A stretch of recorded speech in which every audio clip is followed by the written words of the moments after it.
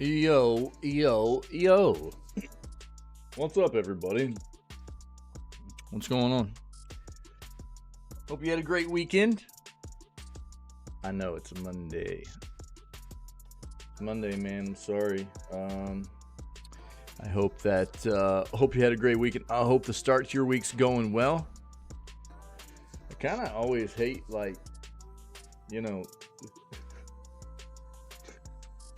most people, it's like you're not really looking forward to Monday, you know what I mean? So it feels kind of weird starting off the week and being like, yo, happy Monday, everybody. But here's the thing. We are here to try and make your day a little bit more bearable.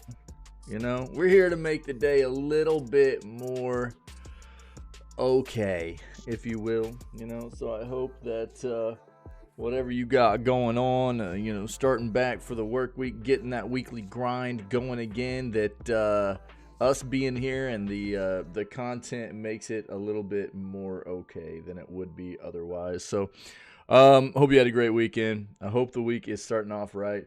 And I don't know what we're playing. I might do more Vermintide today. I kind of want to play more Vermintide, but we'll see. We'll see who's around, who wants to play what, if there's anybody that wants to play things. We've got a few days here. I could play more Unicorn Overlord. The more I think about Unicorn Overlord, the more turned off I am by it, actually. Feels unfortunate, because it does feel like a nice throwback in most ways to a game I fell in love with as a kid, Ogre Battle. And unfortunately, there's just a big glaring issue with that game for me, which is that it just tells you the outcome of all battles before you even play the battles. And that, for me, is just gross. I don't like that. So, it takes a lot of fun out of the game for me. And I don't know that I'll play much more of it, to be honest with you. So, we'll see what happens, but we'll have a fun day no matter what. Whatever we dive into and have fun with will be cool, man, and it'll be a good time. So we'll see what's up. But Dragon's Dogma 2 does start on Friday. We've got that coming on Friday. And then after Dragon's Dogma 2, it will be No Rest for the Wicked. Yeah, boy. No Rest for the Wicked looks dope. That'll be an early access playthrough for us. And then after that, it's looking like Ghost of Tsushima on PC release. So we got a lot of great games coming, and by the time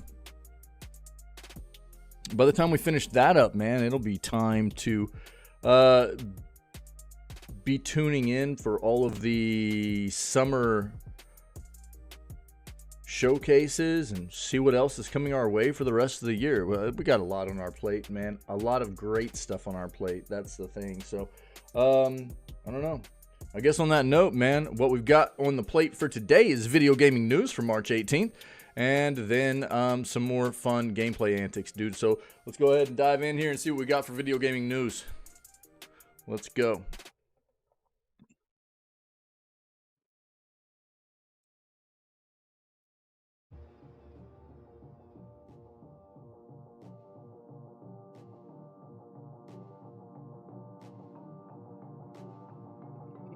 Bro, I'm not going to be clicking on anything Fox News, sorry.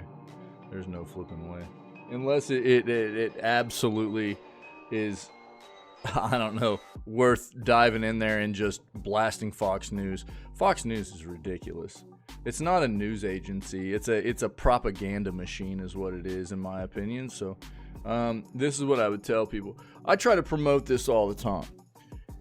We live in a day and age of misinformation. There's a lot of misinformation in the world. Information flow is vast. It's easy. It's because of the internet. It's a lot different than it was like 20 years ago, and so it's good in a lot of ways. It's good for education, but it's also very bad for misinformation. And there are a lot of these quote-unquote news outlets that they really shouldn't be able to be deemed news outlets, because the ones like Fox News, for example, there are many others as well, they don't report on the truth. They misconstrue things to try and get people to believe their agenda. You know, they try to get people to believe what they want people to believe. They take these reports and they alter them to get a perception of what is not the total truth, or not even close to what the real truth is, and get people to believe what they want people to believe. And so I think that people need to be very, very, very, very careful about what kinds of news you're, intaking, what news agencies you're actually getting your information from. In my opinion, the best thing you can go is to go for independent news agencies. Independent news agencies are usually the ones that are better at reporting on actual factual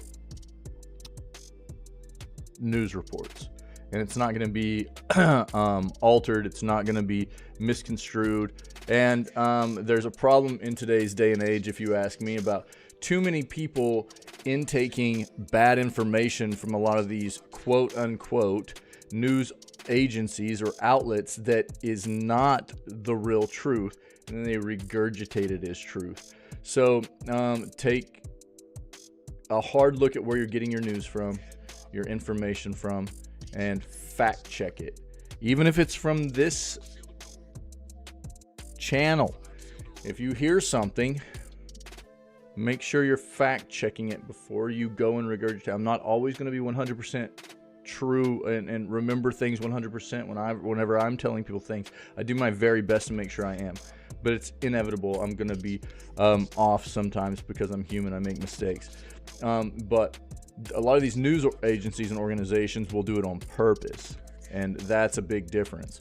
So I think that if you look at an agency like Reuters is supposed to be a very good agency that is good at reporting on the truth. They're an independent news agency. You got to be very careful at where you're getting your information from nowadays, and try not to be one of those people that is feeding into the problem of regurgitating bad information because you're not intaking good information. Be very careful. New AAA studio Muddy Robot Games launches. Take a look at this.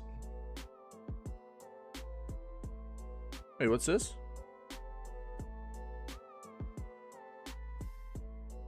Dude, I like this song.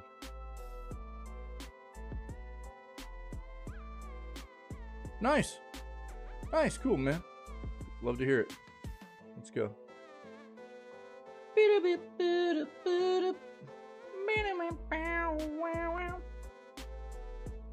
Sorry.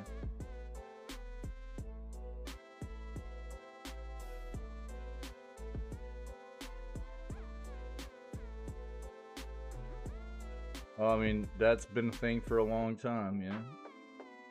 Man, I watched a movie last night, Killers of the Flower Moon. Funny enough, I didn't even know until the end of the movie it was a Scorsese movie. I was watching it with my wife. I've been wanting to watch it for a while, but I was waiting for my wife to finish the book because my wife's a reader. Highly recommend watching if you are not going to read the book.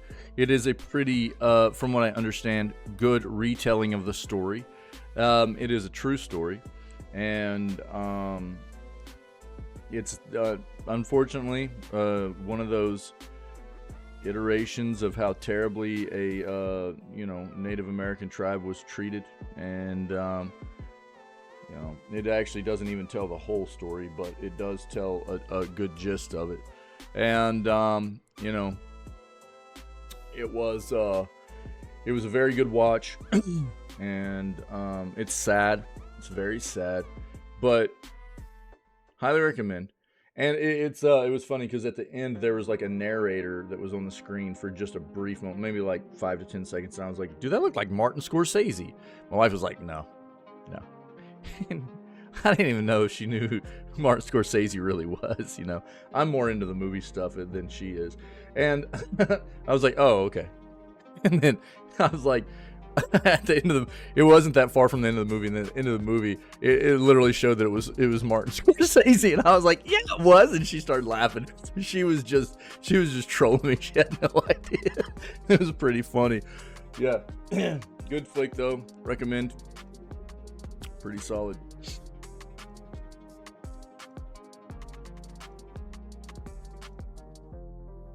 Oh, shut up, dude. Wait, what? Okay, and let me say something here. Savvy Games Group unveils strategic vision in new leadership video. If you don't know who Savvy Games Group is, Savvy Games Group is just a front. This is just a company that's been set up as a front for the Saudi Arabian regime. That's all this is. So, this is a way for the Saudi Arabian regime to invest their wealth into something other than oil. That's all this is. So if anybody thinks you ever see Savvy Games Group and you think this is just some like independent organization into the gaming industry or whatever, no, it's not. The reason I bring this up is because they've been buying up a lot of real estate in the video gaming industry. And I think it's important that people understand when it comes to entertainment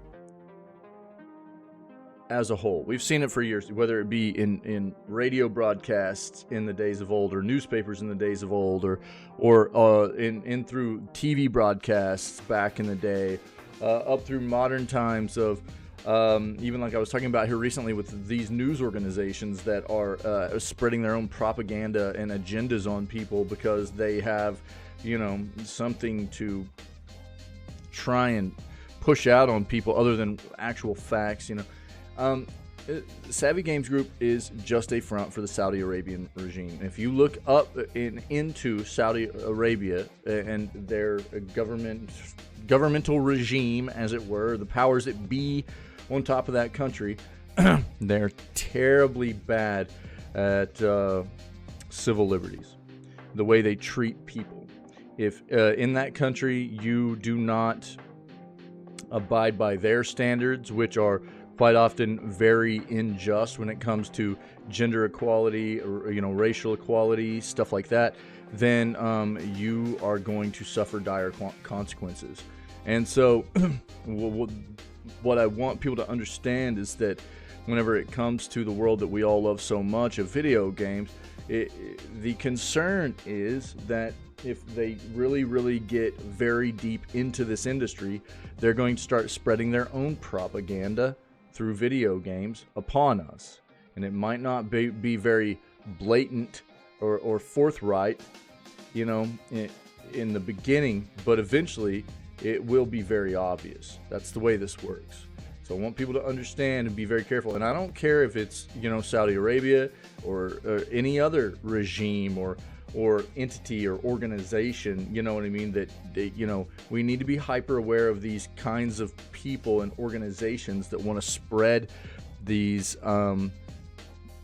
bad ways, bad sentiments and negative viewpoints, and where really what we should be trying to promote is a world where everybody is accepted and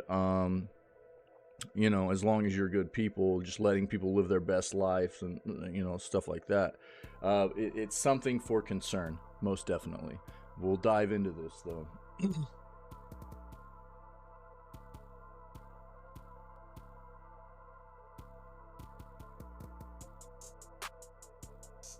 Interesting.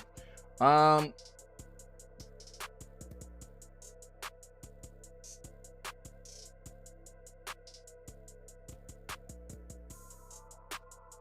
don't know about that one. A year after launch, PlayStation has reportedly paused PSVR 2 production due to slow sales. It's interesting. You know what I just found out not too long ago that I wasn't really aware of was that PSVR 2 and even PSVR 1 were they're applicable for PC. I had no idea. No clue. I thought they were just solely PlayStation compatible.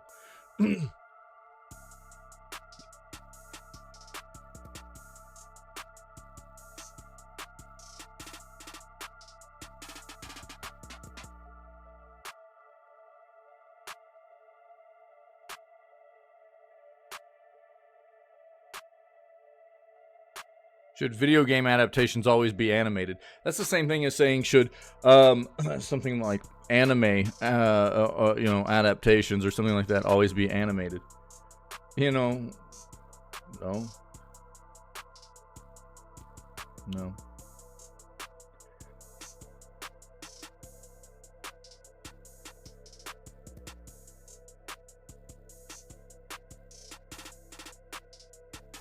I think that it works well both ways. It just depends on how it's implemented and done and created.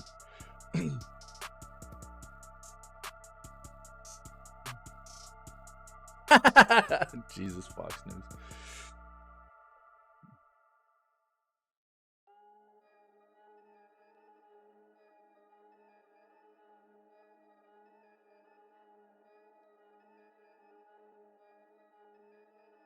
There are a number of games releasing this week, by the way. We got Dragon's Dogma 2, Princess Peach.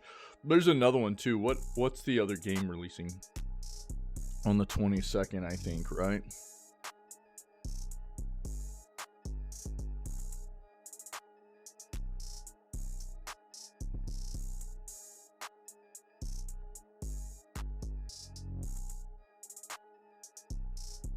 Well, there's your Call of Duty Warzone mobile. Where's Soup at? Yeah.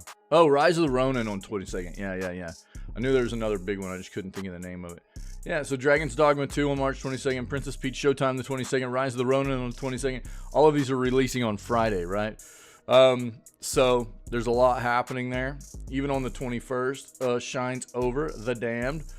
Midnight Ghost Hunt, full release on PC. Horizon Forbidden West Complete Edition on PC.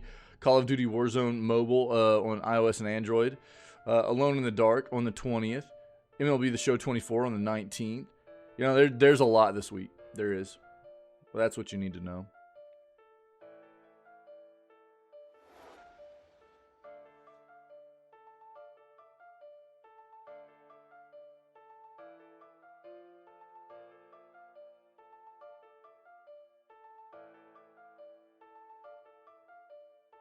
Boom, booty, boop, boo, boop, booty, boop, boo.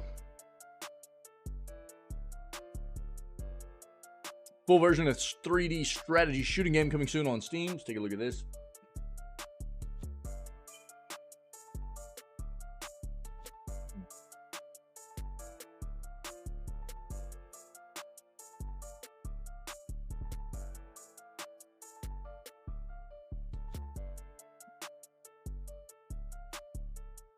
We kind of took a dive into this whole, when's the second trailer for GTA 6 going to drop?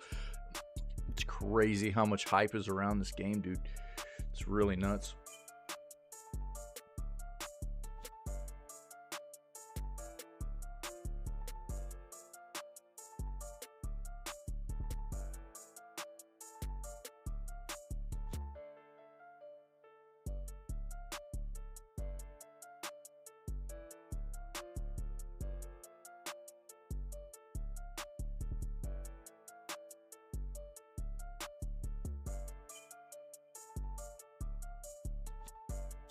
Colossus Order is the developer behind City Skylines and City Skylines 2. The City Skylines 2 released towards the end of last year, and they even were publicly quoted as saying, "We're releasing this game even though it's not ready."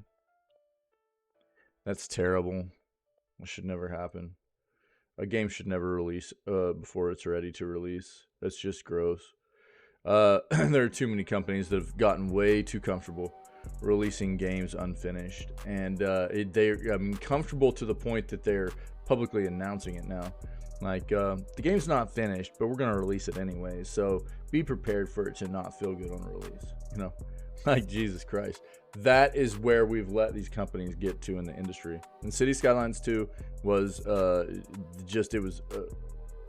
what a nightmare to hear that and see them do that. I don't know how if it's gotten better since then, but there was a lot of criticism around the way the game performed, and I can't believe people even bought it.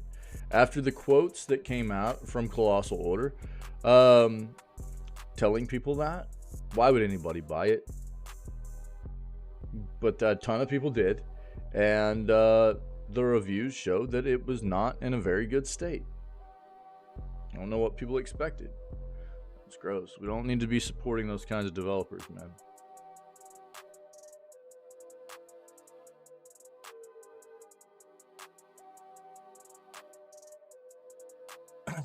SNK this is going to go hand in hand with the Savvy Games Group stuff.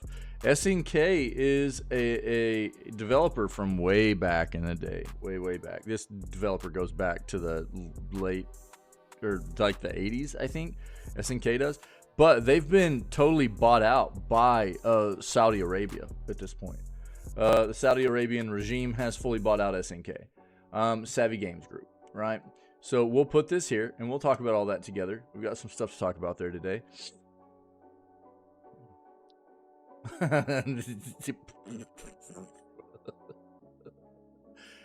Gotham Knight Studio supporting Wonder Woman game? Oh, Jesus. Here we go, dude.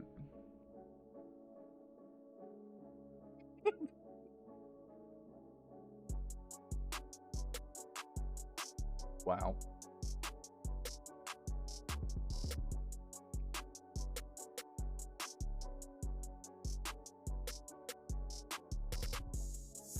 More PlayStation 5 Pro specs detailed. Let's see what we have here. If there is actually anything more or not. Insider Gaming is usually pretty good, but we'll see.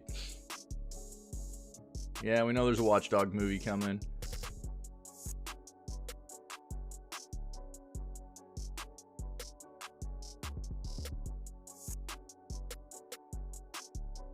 Oh, no way. Modder claims Star Wars Battlefront Classic Collection used their work without permission. Nice, Aspire. Fantastic.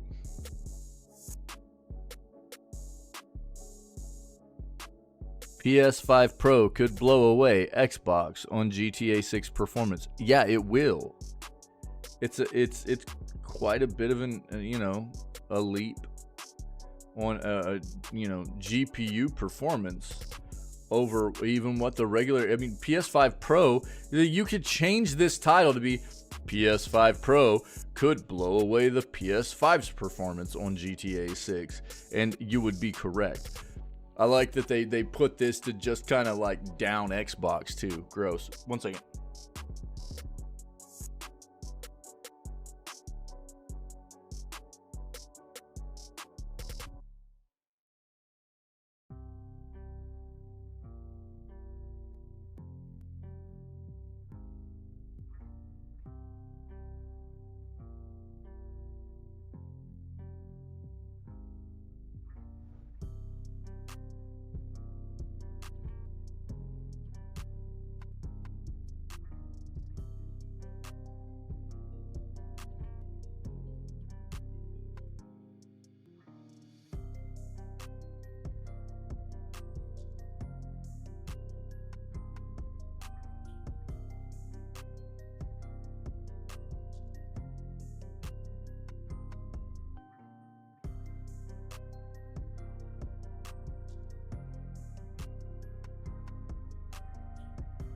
Sorry, guys.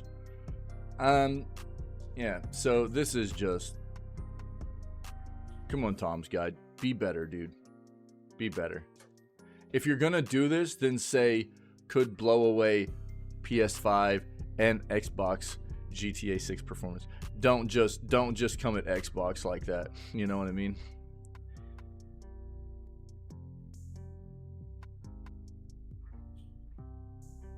Yep, I just talked about this.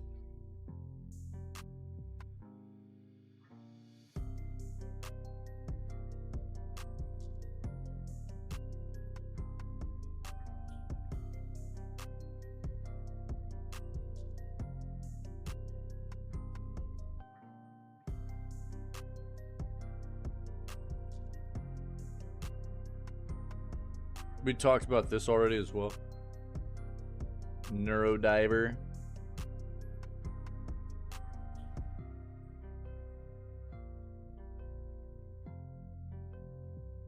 Looks like Tears of the Kingdom came away with Game of the Year at Famitsu Game Awards.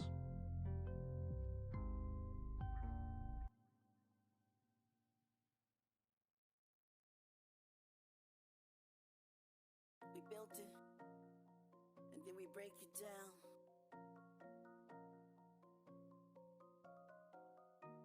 We built it, and then we break it down. Gigantic Rampage Edition drops new trailer showing new maps. Cool.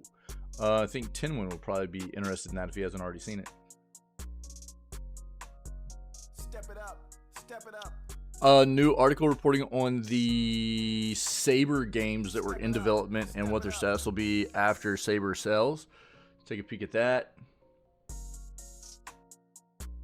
Step it up. Step it up. Come on, chat. Step it up. We built it, and then we break it down. We've talked about a lot of the PS Plus stuff, Xbox Game Pass stuff that's coming right now. And then we break it down. So I won't dive into that today. I'm sorry, dude. I just can't get behind this Senua Saga stuff. Step it up. I respect people that are going to enjoy that experience, but for me, that's not a video game, dude. It's just, and I don't like the fact they promote it as a video game. They need to be promoting that as like a cinematic experience. It's not going to be a video game, in my opinion. It's going to be an interactive cinematic experience is what this should be labeled as. It's going to be only 8 hours long. We already know that. And it, like I was talking about yesterday with something like Fable, you know, they're trying to push out a bunch of trailers to get people hyped about this game, and really there's not much gameplay in this to get excited about from what they've shown us so far. It's just a visual experience. That's all it is. And if I want a visual experience, I'll go watch a movie. I'm playing a video game, dude. I want to be in control of what's happening. I don't want to be sitting here disengaged from, you know, controlling what's happening in the game. That's not what I'm looking for, but that's why I play video games. I want to be in control of what's happening in this experience. And Senua Saga is something that I think, you know, there's going to be a good portion of people that are probably going to enjoy what the game is, but I don't really think it's a, you know, I just don't like the fact it's being promoted as a video game when it should be, you know, very, very publicly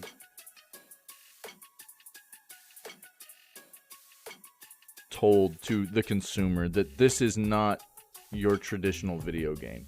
This is going to be more of an interactive cinematic experience. Is something to that effect.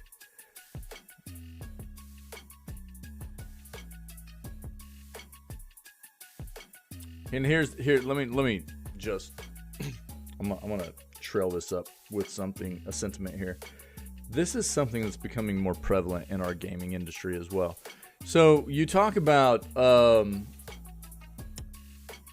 seeing more of this kind. It's not like this is necessarily totally a rarity, right? I mean, we've had games like The Quarry and stuff like that, where or the Telltale games, you know, where they're visual kind of novels where choices matter, things like that. It's not like it's totally something out of the realm of what we've had before, but you do know what you're getting into with those experiences too. Whereas it feels like with Senua Saga, they promote this as more of a traditional video game, and it's not going to be. I'm quite sure of that. And we've got this weird situation coming upon us where it feels like more and more developers of video games feel like they need to be moving into creating games in a more movie-like experience.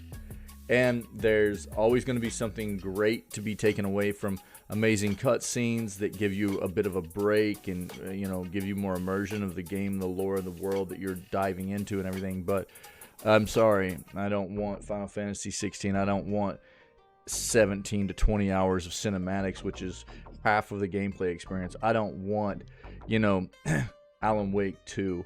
I don't want Senua Saga, you know, where it's just mostly watching the game. I don't want that. And if that's the way games are going to be, they need to be very, very publicly stating that that's what you're going to be getting out of that kind of experience. I'm not the only one. I know other people feel this way too. And the gaming landscape is changing for a lot of the way that some, at least a portion of developers are approaching this space, and they want the games to just be this movie-like experience. I'm not one of those people. I don't want that. That does not appeal to me. That's not a video game. That's a movie. You want to make a movie, go make a movie. I don't need that in my video gaming world, dude.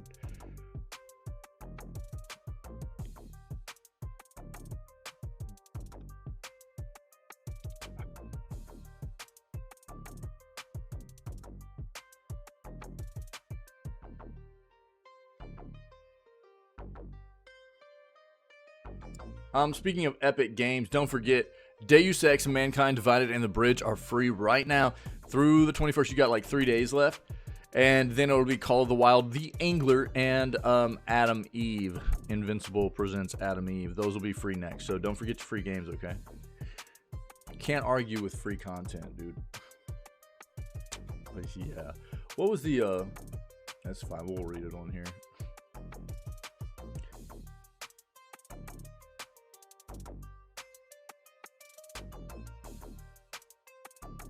I talked about this yesterday with Star Citizen, and look, man, I'll believe it when I see it. We're talking about a game that said they were going to have a full release a decade ago, in 2014. It's been 10 years. We still only have alpha content. So to hear Star Citizen go, hey, look, we're trying to really focus down on pushing out a version 1.0. Sorry, guys, you've had 10 years, I'd be a little bit more accepting of the fact of the fact that I understand the gravity, or the magnitude, the scale of this game, how big it is. If you were maybe a couple of years behind the curve here of what you thought you were going to be able to get this out in, but we're talking a decade, 10 years. So sorry, not sorry that I'm not going to believe you when you go, hey, it's coming. It's been coming for 10 years, dude. Get wrecked. Chris Roberts.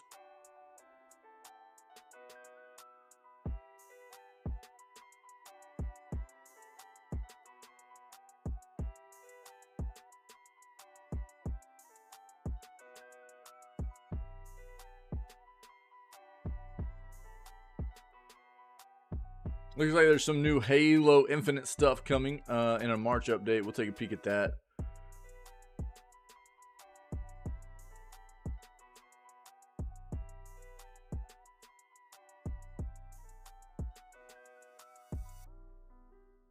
This is all going to be speculation. Nobody really knows anything about Hogwarts Legacy 2 yet. This is just clickbait.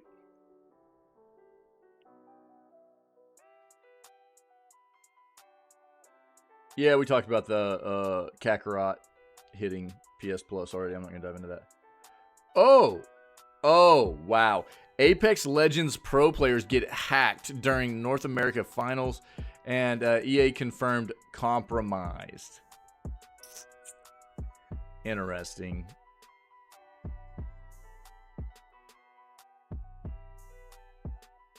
Should the new Tomb Raider get rid of combat? Absolutely not. No. Why would they? Why would Tomb Raider get rid of combat? It's always had combat.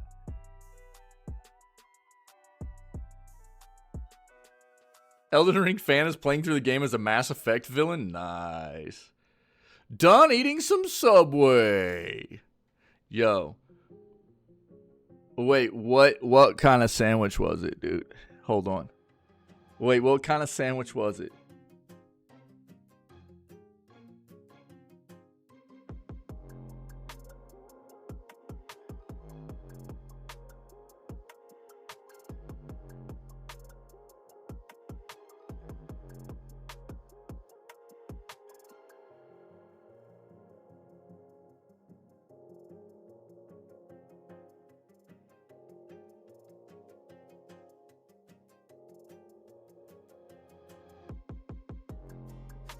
Dude, Helldivers 2 has now sold more than 8 million units. Good for them, dude. That game is just continuing to crush. That's great. That's awesome, dude.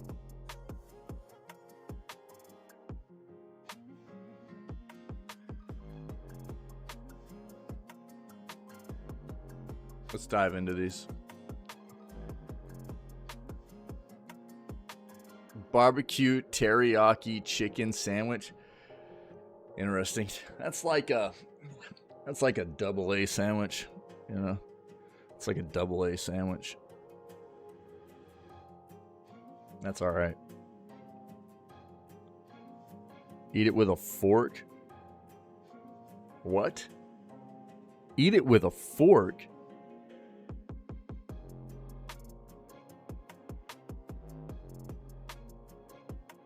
What?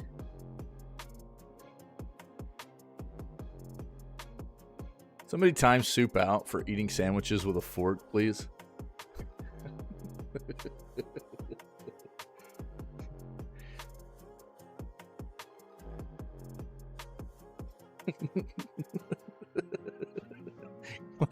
What are these shenanigans, dude? Are you trolling me right now? You eat a Subway sandwich with a fork, dog? I don't believe you. And what is this? Why? Why are you eating a Subway sandwich with a fork, bro? I can't, dude. Why not? It's a sandwich, bro. It's literally made with bread on both sides so you can hold it and eat it with your hands. Better to split the lettuce and all? That's what your teeth are for, homie?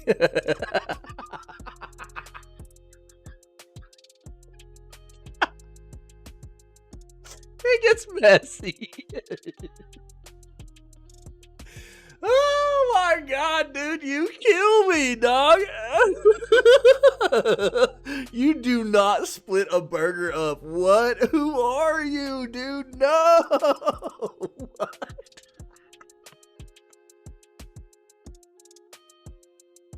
I can't, dude. You what? Yeah, of course they're staring at you. They're like, who is this alien, dude? This dude is extraterrestrial right here. Eating a Subway sandwich with a fork. Dissecting burgers to eat them. What is this, bro? Got something from here. What is this?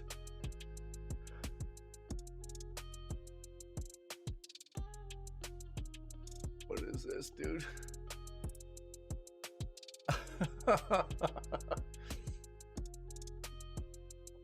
This is not. Is this for reals? Is this real?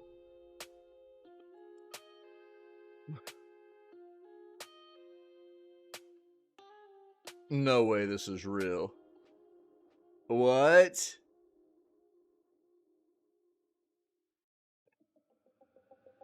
What about it? Don't tell me what about it, dude.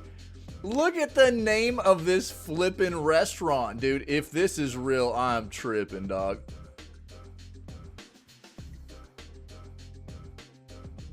It's just your name.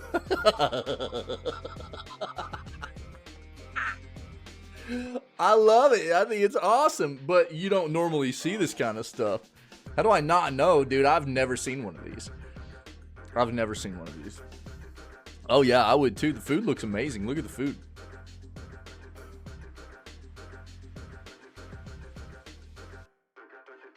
Food looks great. Look at that.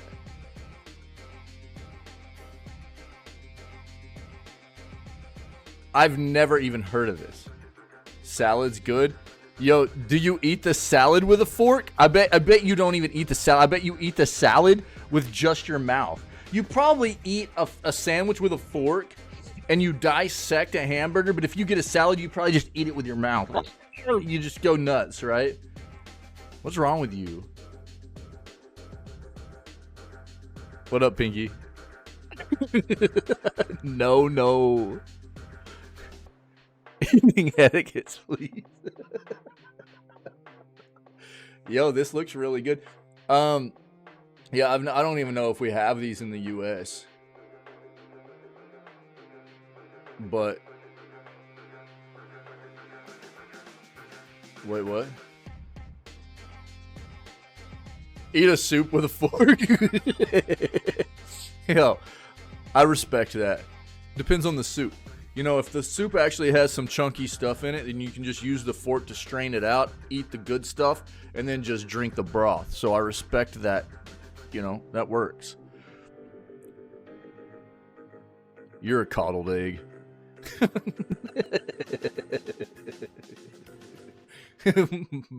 Bro, this bacon, egg, and cheese sandwich looks amazing, dude. You like that soup? You're a coddled McChicken, dude. What is that, dude?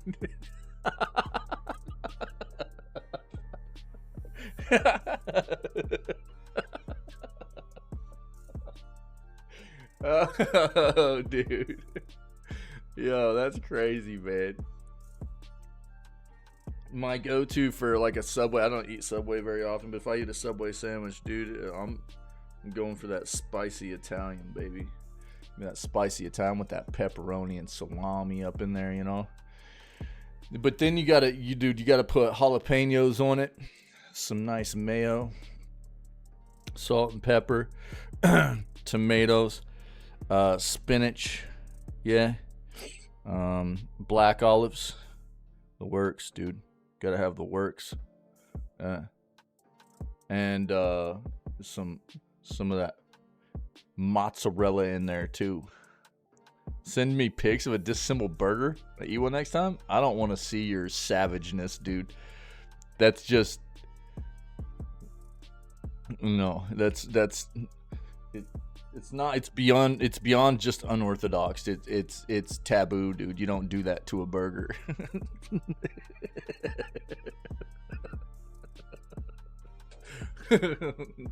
I'm just messing with you, dude. Try eating it like that. Less messy, dude. The messier, the better, dog. The more messy something is, the better it tastes. I'm just here to tell you, man. I don't care about mess, bro. I'm a savage. Yeah, huh. I'm a savage, baby. Make it messy. I don't care. I'll sit there and destroy. I destroy food. I'm a barbarian, son. You know what I mean? And then after I'm done, I'll clean up. But while I'm in my mode, you better just stay out of the way.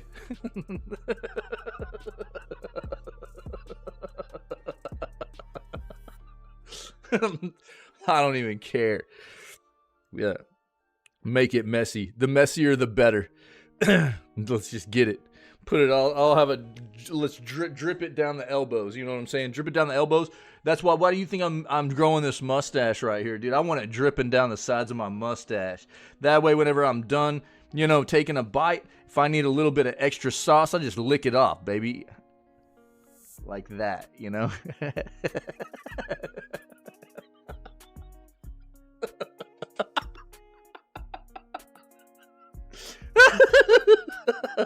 So you can't do that because you're not growing a mustache. You don't know what I'm talking about. You keep shaving. You're doing it wrong. By the way, we're doing Mustache March competition here in the channel if you don't know.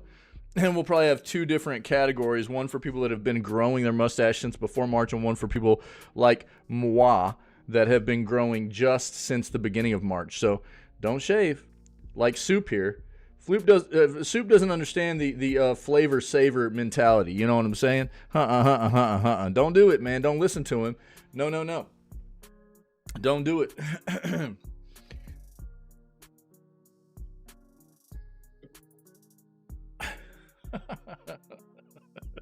You're a trip, brother. You're a trip, dog. It's like, I was eating a Subway sandwich with my silverware. All I picture is like this totally elaborate, like very, very, you know, nice dining set, and Soup sitting there with like not just like a paper towel or something, like a legitimate like you know, napkin tucked in, you know, fine dining experience with, like, you know, have you ever been to the fine dining experience where you've got like 4 or 5 forks? You've got like 3 spoons and, you know, 2 knives. And he's just sitting there with a Subway sandwich. And bro is like,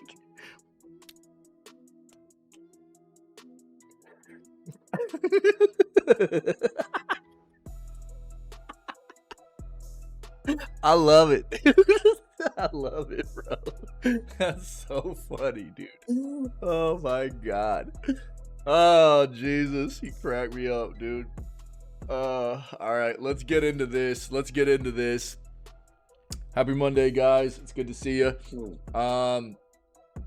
We've got a little bit of news to cover this morning, and then we'll figure out what we're playing, dude. I don't know. I might play some more Vermintide today. I want to keep trying it out a little bit. Everyone keeps looking. You like come in there. You like go in and sit in the Subway to eat, but you've got like your whole like basket of like fine dining stuff with you, right? That would be hilarious, dude. That's like some content creation worthy stuff right there. You need to be doing that. That's funny, dude. What would be even better is if you had somebody to play like your butler or something to like wipe your mouth for you and stuff. That would be flipping awesome, dude. Oh, that'd be great. Maybe we need to set that up, dude. Wait, what is this, bro? What is this? Uh-oh.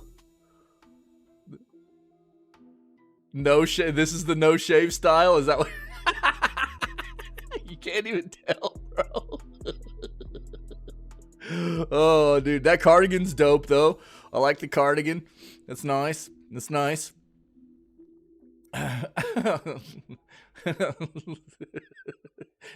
Bro, you can't even tell if he has eyes. Come on. Is this you?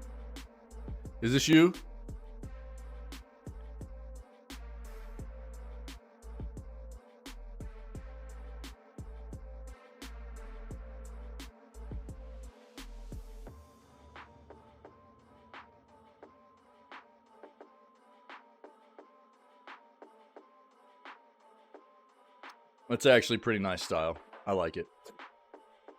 It's good style. Gotham Knights Studio supporting Wonder Woman game. All right, man. So for all of you that you know, unfortunately have a franchise under the WB, oh man, I think that you got to be very, very worried about what's going on. I've talked about this a little bit, but we saw the most recent thing come out of WB and one of their subsidiaries in Rocksteady being Suicide Squad. And now you've got, you know, the studio that brought us Gotham Knights is now apparently creating a Wonder Woman game. Well, let's be fair, Gotham Knights wasn't very good. What's wrong with that style? I didn't say anything was wrong with that style. I thought it was actually pretty good, dude. Yeah. It was rocking. That could be me. No, it couldn't. No, I don't think I could pull that off. Yeah, I don't think I could pull that off. Yeah. I respect it though. Look, there's some things about fashion. Fashion's kind of wild. So this is where when fashion gets like too over the edge, you know, that's whenever I start going like, what is going on? But it do look good. I respect it. You know? Yeah. How about fash out? Yeah, that's what I'm saying though. There's like, you know, I'm not like a fashionista or anything, you know what I mean? But I've got my own vibe. I do my own thing and everything.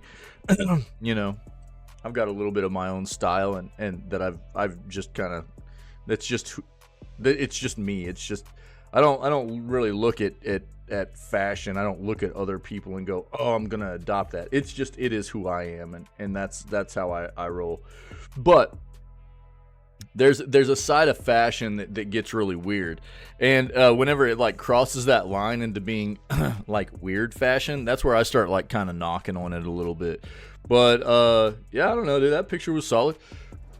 I liked it. The cardigan was dope. I've never really rocked cardigans either, but they look cozy.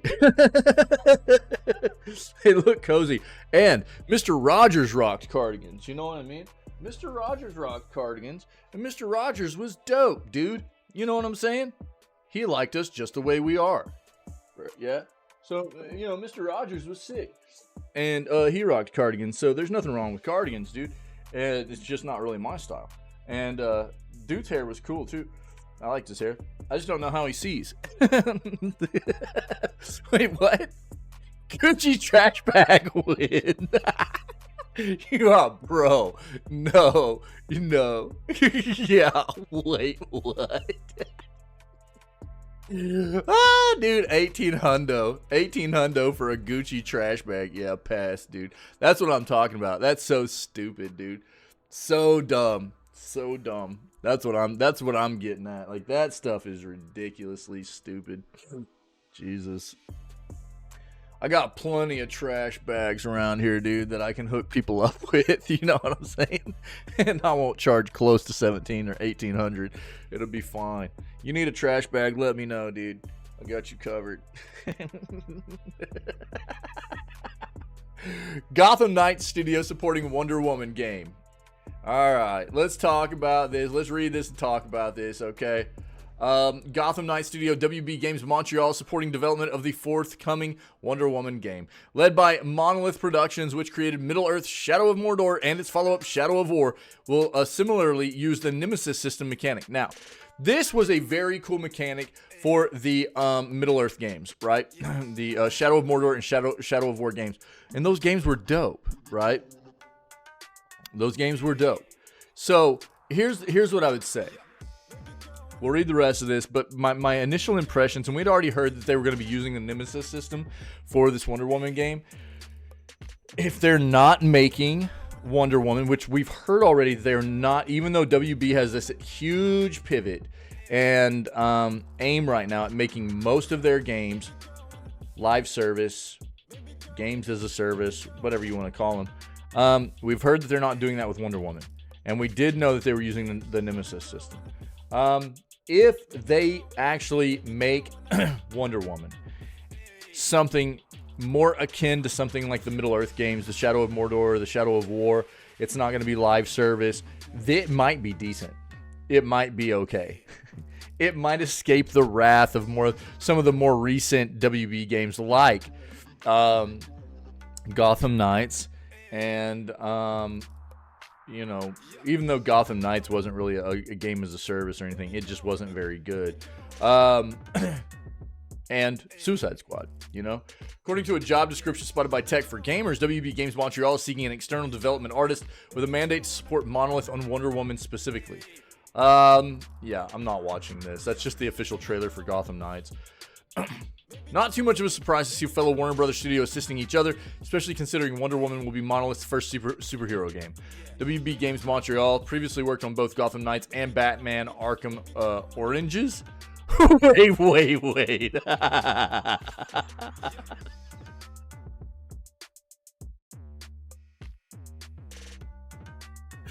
Happy Monday, dude. I need to play this game. I haven't played this game. Batman Arkham Oranges?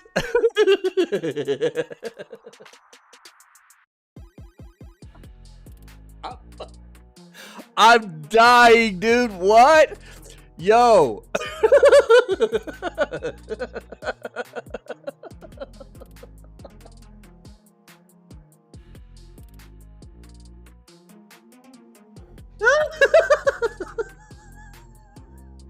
Is this like Batman's new nemesis, dude?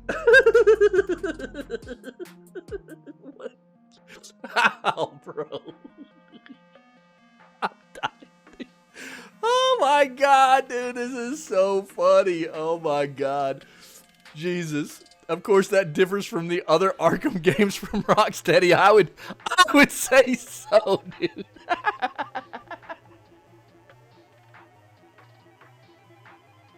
I flipping can't, dude. Oh my god. Yeah, so what they're talking about here I'll try to gather myself. dude. What they were trying to say was Batman Arkham Origins.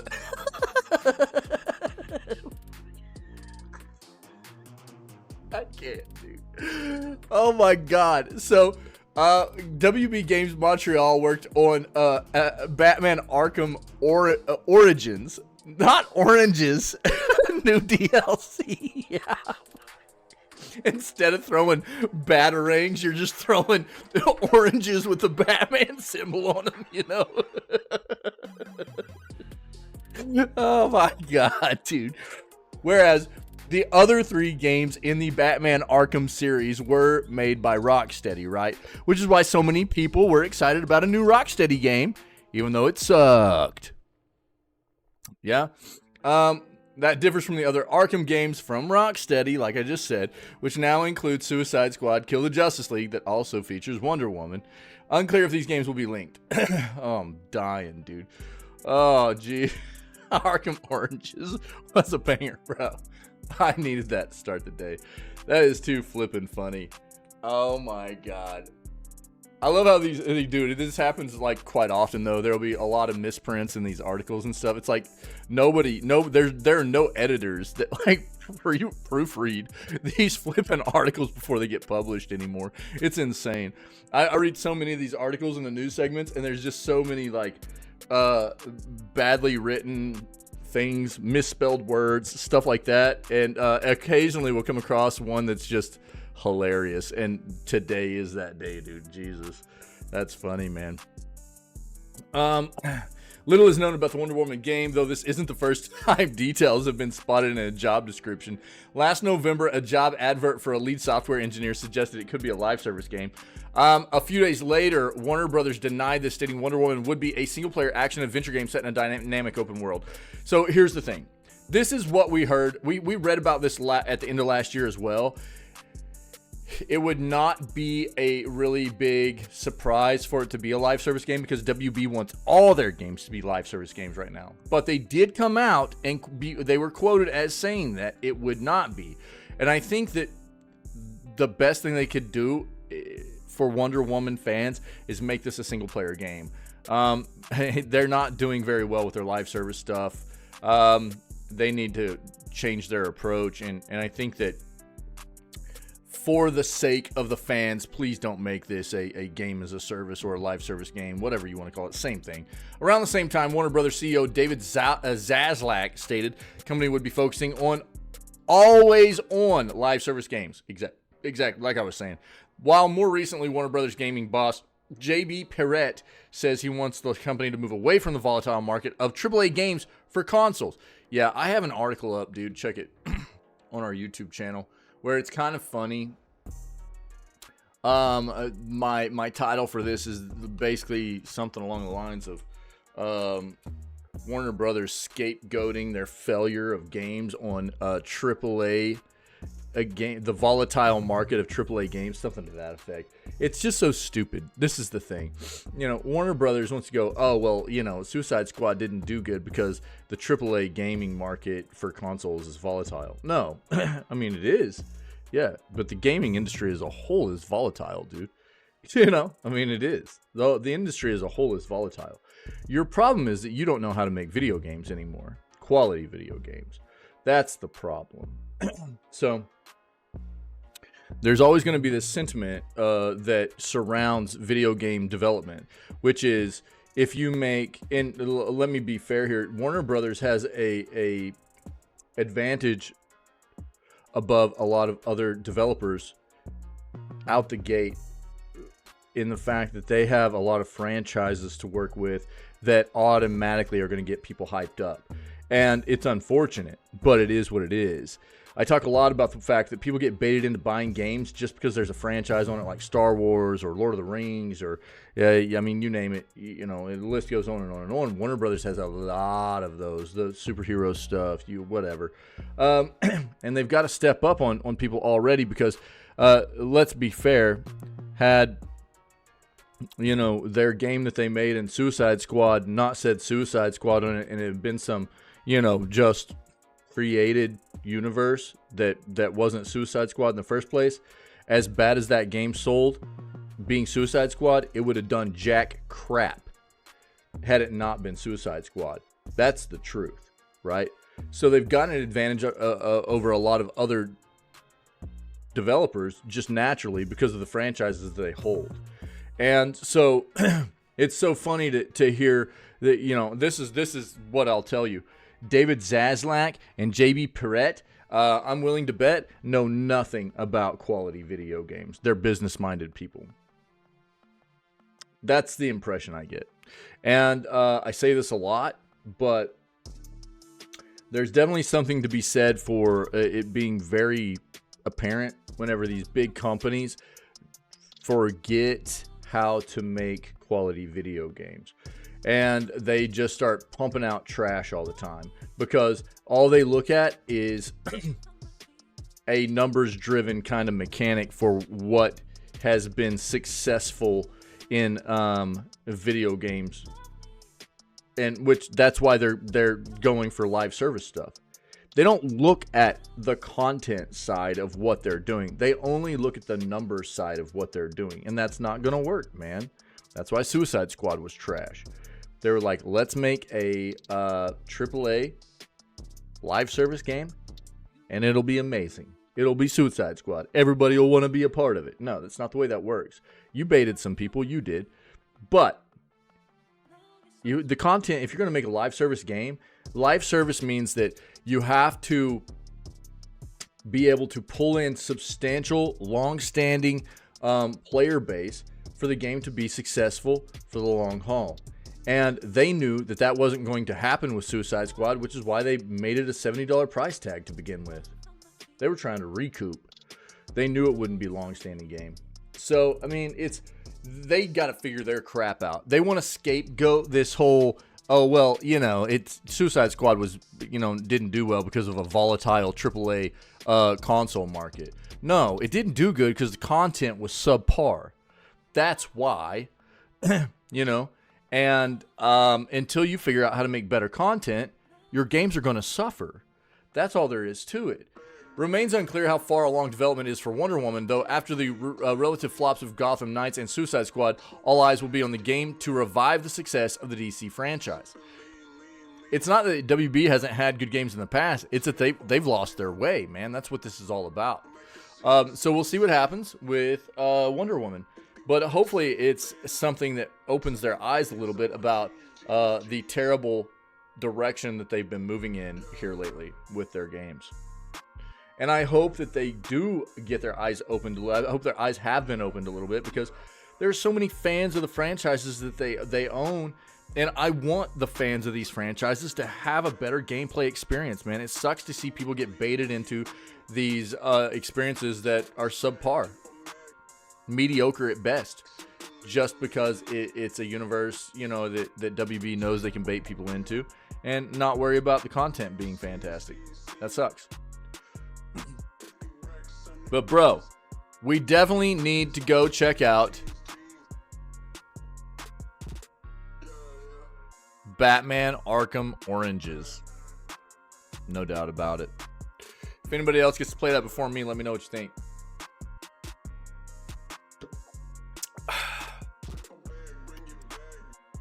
Here you go, Soup. Here's some copium for you, buddy. Exclusive, more PlayStation 5 Pro specs detailed. Following this week's leaks on the PS5 Pro GPU specs and performance targets, Insider Gaming has learned more PS5 Pro specs. For comparison's sake, we'll also include the specifications of the standard PS5.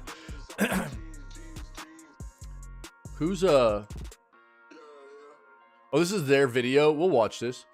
We'll watch this real quick.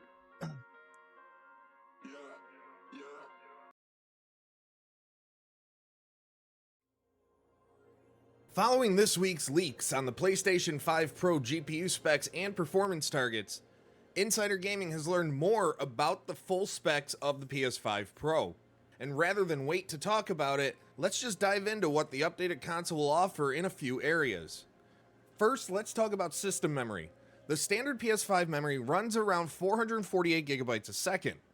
The system memory of the new PS5 Pro will run at about 576 gigabytes per second, which is a 28% increase over the standard console. Also, it's gonna hold outlined down in the so much documents paper we've soup. seen is that the PS5 Pro system memory is more efficient than the standard console, so the bandwidth gain may actually increase by more than the 28%. Regarding the CPU, it's identical to the standard PS5. However, the Pro has a high CPU frequency mode, which takes the CPU to 3.85 GHz, a 10% increase over the standard console. In high CPU frequency mode, more power is then allocated to the CPU and will downclock the GPU by around 1.5%, resulting in roughly a 1% lower GPU performance. For audio, the ACV in the PS5 Pro runs at a higher clock speed over the original PS5, resulting in the ACM library having 35% more performance. This means more convolution reverbs can be processed, as well as more FFT or IFFT with audio signals. Now for the GPU in the console, the following was previously revealed in the last leak, but if you didn't know, the PS5 Pro will have rendering 45% faster than the PS5, a 2 to 3 times increase in ray tracing performance, and in some cases up to 4 times, 33.5 teraflops, PlayStation Spectral Super Resolution upscaling and anti-aliasing solutions, support for resolutions up to 8K, custom machine learning architecture, and an AI accelerator supporting 300 TOPS of 8-bit computation or 67 teraflops of 16-bit floating point.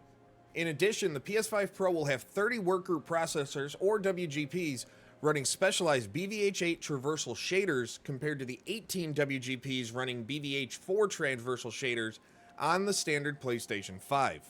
It's also understood that as a means to make the PS5 Pro as, quote, competitive, not our phrasing here, as possible, it'll have a detachable disk drive which will be identical to the latest iteration of the standard PS5 and 1 terabyte of storage space. Expected. Currently, the PS5 Pro is running on SDK 9, and SDK 10 is expected in fall 2024, which is the current targeted release date of the console.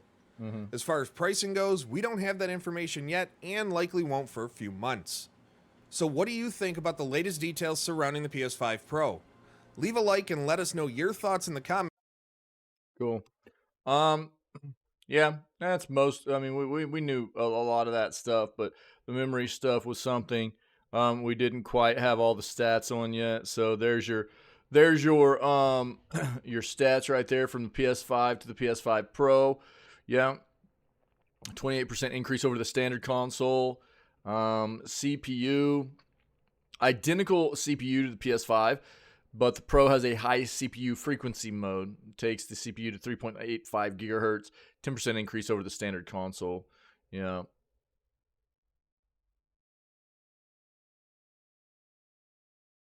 Some increased audio stuff. This was all the GPU stuff was previously revealed. We had already touched on that. Yeah. So, lot of the info about the new PS5 Pro coming out. And this is the gist of it, dude. This is the most of what we knew, and it looks like this might be what the Pro looks like, dude. I actually think this looks way better than the white version, to be honest. I think this looks dope. I like the black on black with the blue in it, dude. I think that looks slick, dude. I think that looks really nice. That's a personal preference, though. Other people will probably disagree. But they'll probably have shells you can change out on it, stuff like that, to make it different. But that's pretty sick, man. I like that. Pretty dope. Pretty dope, man. And, I think that, we've talked about this a little bit. People have even asked me, do you think it's going to be worth? Now that we're friends again, is it okay if I pet you?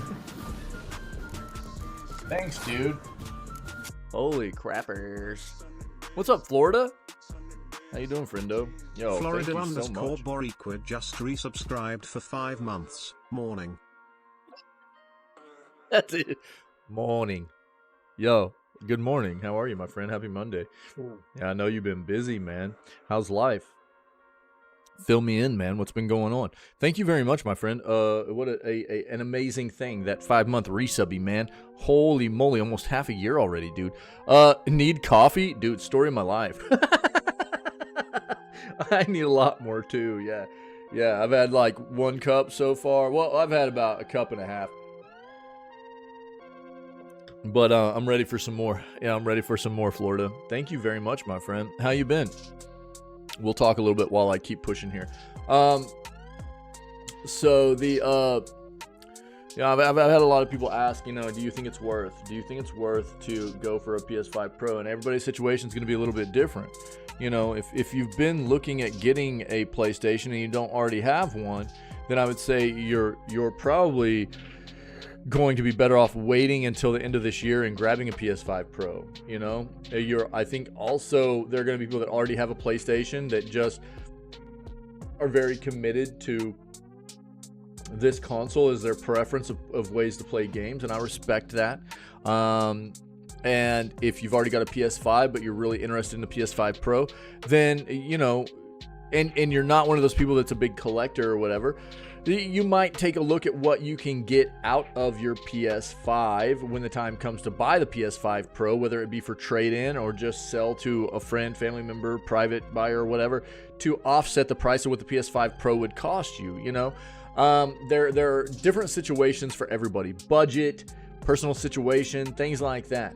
And I think everybody needs to just take a look. I think this is the thing you have to keep in mind here is by the time this comes out, we will be at about 4 years into the current generation of PlayStation, right? That means there will be 3 years left, roughly. Because on average, baseline turnover for consoles before the next generation comes out is 7 years. So that means that over the next 3 years, by the time this releases, you could be running a PS5 Pro before PS6 hits, if that's what the next iteration of PlayStation hardware is going to be called. We'll refer to it as the PS6, right? So that's still a good chunk of time. It's not like we're talking about a year or a year and a half. Yeah, that's still a good chunk of time, to be fair, right? They have not talked about the price point for the Pro yet. This isn't even... So what this is all like official, unofficial, official kind of details. What happened were there were some PlayStation documents that got verified to be PlayStation documents that leaked the specs of the PS5 Pro. So that's how we have this information, but nobody really knows exactly what the price point is yet. That's what we're still waiting to see. Yeah. So I think that, everybody's going to have their own situation respectively about how to approach this, and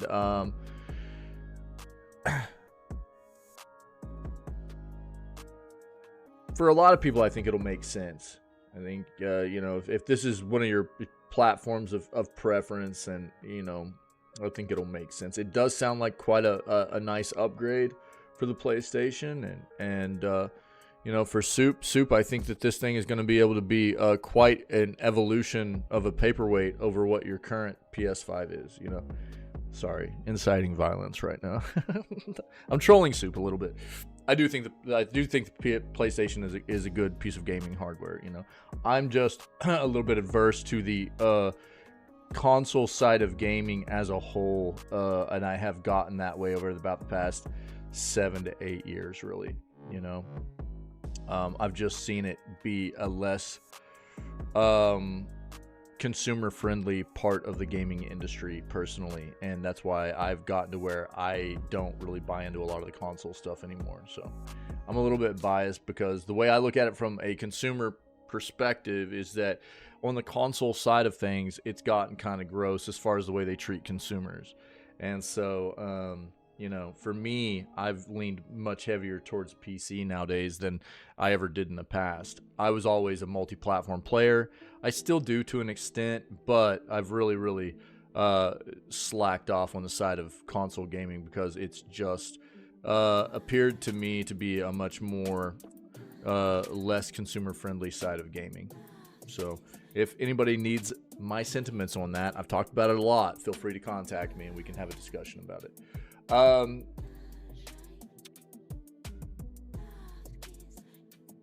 Been good, just busy with work, starting to slow down. I'm glad, Florida. Yeah, I'm glad. Yeah, I knew that you had been telling me that you had been busy.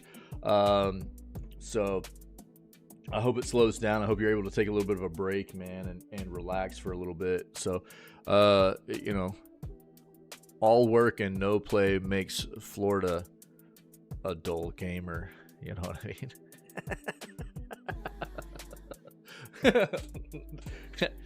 What's that from, everybody? What a classic. Modder claims Star Wars Battlefront Classic Collection used their work without permission. The remaster has faced some criticism since launch. This is Aspire. Aspire has done some pretty terrible stuff with some of the a lot of the Star Wars actual ports, you know. Haven't been playing games. Oh man. What are you looking forward to? Oh, and by the way, thanks for making sure that I was aware about the Ghost of Tsushima release on PC. I really appreciate that. I really do. You know, I know that I was already obviously aware of it and stuff, but this is the thing.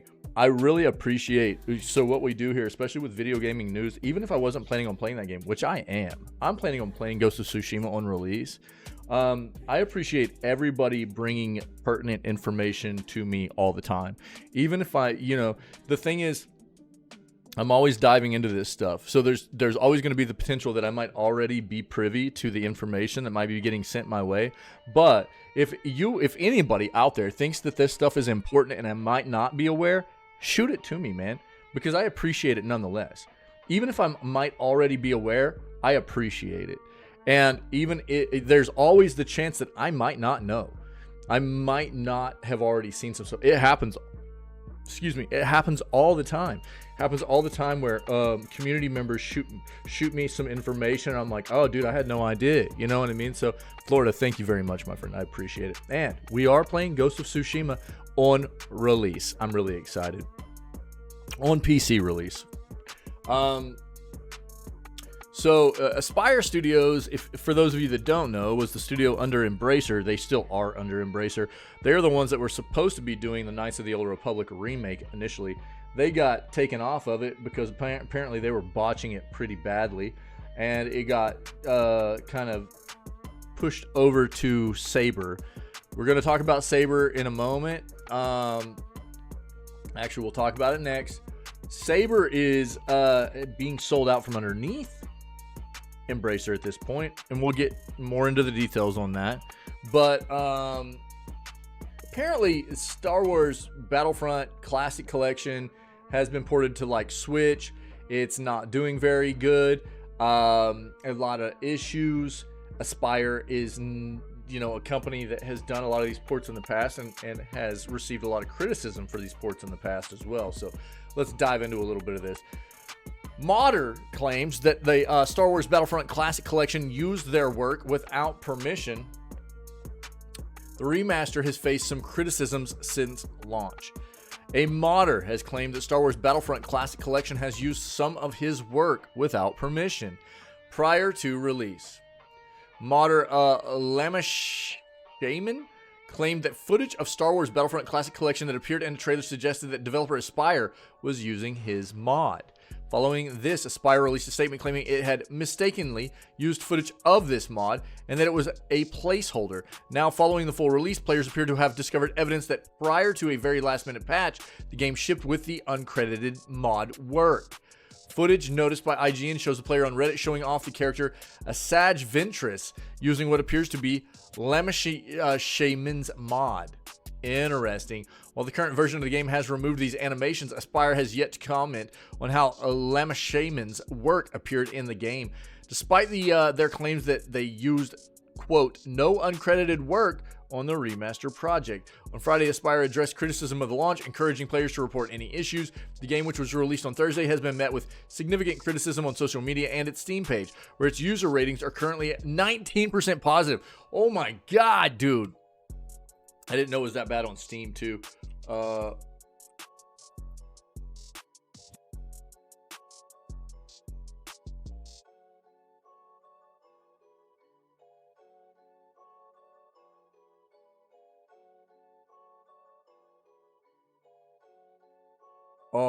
bro.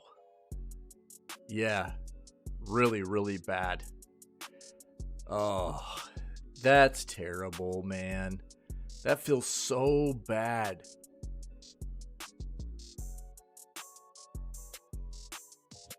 That feels so bad. According to some players, when the game launched, some modes featured a maximum of 3 PC servers to accommodate the entire community. This meant that out of the over 20,000 players on PC on launch night, only 192 were able to access some of the game's modes. Was this the one that launched on Switch too, or am I thinking of a different one? Since launch, we've been working to address the issues and increase network stability, and we will continue our efforts until our network infrastructure is stabilized to prevent further outages. Please continue to report bugs, errors, or unexpected behaviors to our support team via our request form. Didn't this hit Switch as well, or am I tripping? I might be. Let's look this up. I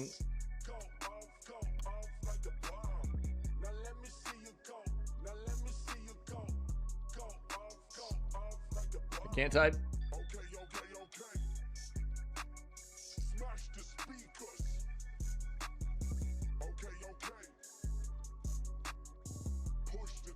Oh yeah, it's on like all platforms. Yeah. Yeah. Yeah. We had already read previously too that it had been having a lot of issues to begin with, but man, I didn't know it was that bad. That feels really, really, really terrible. Man, studio's doing bad work, man. Now, this is a good segue here, I guess, because again, Aspyr was the original developer behind the remake of Knights of the Old Republic, right? Now, both Aspyr and Saber are studios under Embracer. Now, Saber is getting out from under Embracer. They're being sold. And what we found out recently was that Saber is being sold to some private investors, and they are getting the rights to the Knights of the Old Republic remake as well. But the weird thing is that to be able to retain the rights of Knights of the Old Republic, it has to be maintained as a joint project between them and Embracer even after they're sold. Which means that basically, Saber will make it, Embracer will probably publish it, and still make money off of it. That's probably what this entire situation comes down to. But canceled. Saber executive reports on the status of these video games. So I want to see if they did, in fact. We just read the other day that there were like 3 games, a Warhammer game. What were the other 2? I can't remember off the top of my head. That were confirmed to not be canceled after the sale of Saber. But the 3 most inquired about development projects by fans are safe. So this is just confirmation that they are. So it's Warhammer 40,000 Space Marine 2, John Carpenter's Toxic Commando, and Jurassic Park Survival. So this is just another article confirming these games are not canceled. That's all that is, okay? So I'm not going to dive any further into that. We've touched on that already. It's just another confirmation, which is fine. Tinwin will be, I think, interested in this. If he's not already aware, Gigantic Rampage Edition drops a new trailer showing new maps. Check out the latest trailer for a Gigantic Rampage Edition as the devs show off 2 new maps being added to this version of the game. Watch the new trailer for Gigantic Rampage Edition's 2 fresh maps. Picaro Bay features pirate themes, vertical fights, and strategic flanks. Heaven's Ward offers a futuristic battleground with jump pads for action. And the Rampage Edition is set to go live with new content on April 9th. Yeah, let's take a look at this. I said pause. Here we go. Oh, I hate this. Okay, go. Let's watch it on YouTube. It won't let me maximize it if we don't do it like this. So.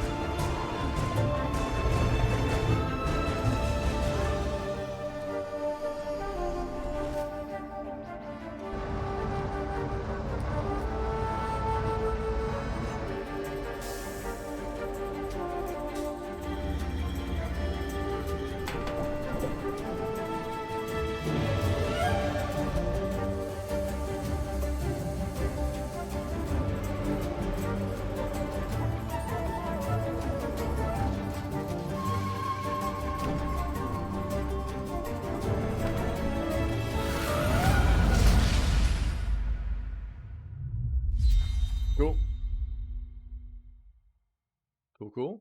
Gearbox Publishing and developer Abstraction Games revealed 2 new maps for Gigantic Rampage Edition, which they showed off in a brand new trailer, which we just watched. And the 2 new maps in question are Heaven's Ward and Picaro Bay, both of which offer completely different challenges for players who are familiar with the other locations. These will put a new spin on things, challenge you and your teammates to work together in new ways. Enjoy the trailer here and the info on both below as the game goes live on April 9th. Yeah. You guys can read the rest of that about the 2 maps if you want. Shoot this over to our buddy Tim Wynn real quick.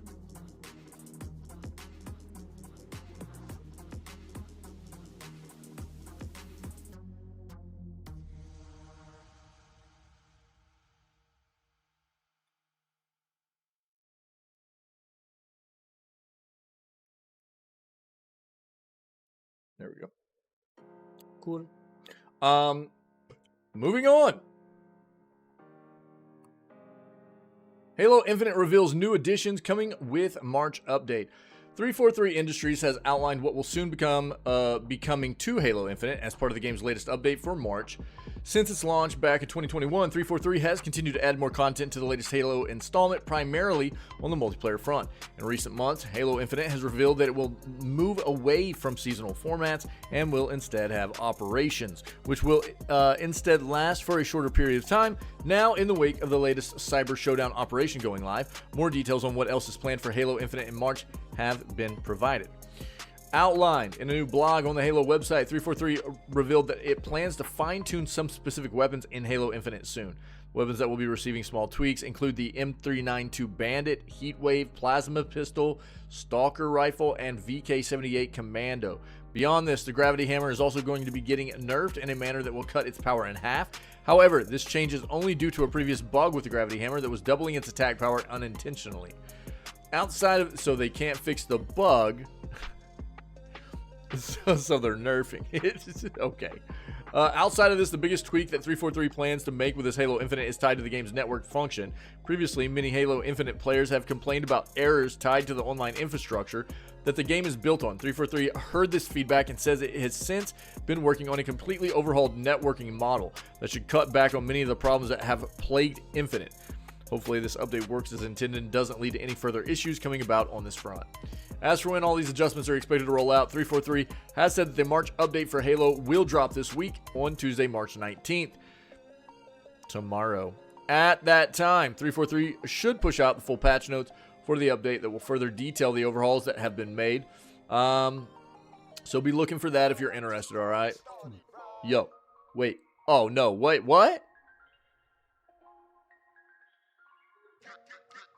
Is Kitty okay? Uh-oh. Yeah, true. No worries. No worries, friendo. I hope Kita is alright. Be safe. Just a checkup? Okay. Whew. God, it scared me. Alright, be safe. Have a good morning. We'll see you in a little bit. Big love, yo. Apex Legends pro players get hacked during North American Finals. EA confirmed compromised. That's not good. This is not good. Apex Legends pro players have been hacked mid-game by 2 individuals, sparking a response from EA that has now postponed the tournament. What?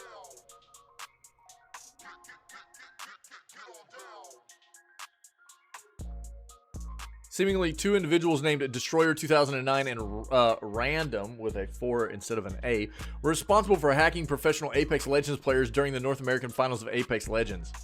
The hack isn't one that you would typically expect, as it didn't appear to be harvesting data or coming from within the professional players that were participating in the tournament. Instead, professional players were being given hacks from presumably 2 outside sources.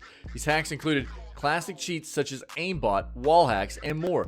The hacks were given to specific pro players while they were in-game competing, raising massive concerns for the security of all accounts and the safety of the game. The hackers targeted specific professional players mid-tournament, such as Imperial Hal and Jin Burton, forcibly given cheats, resulting in the players having to leave the game. In one instance, a professional player was given cheats and then immediately banned by Apex Legends' cheat detection system. That's probably what they were looking to have happen. we'll watch this real quick and see what went down. The official Apex Legends Esports X account recently posted the above tweet stating that due to the competitive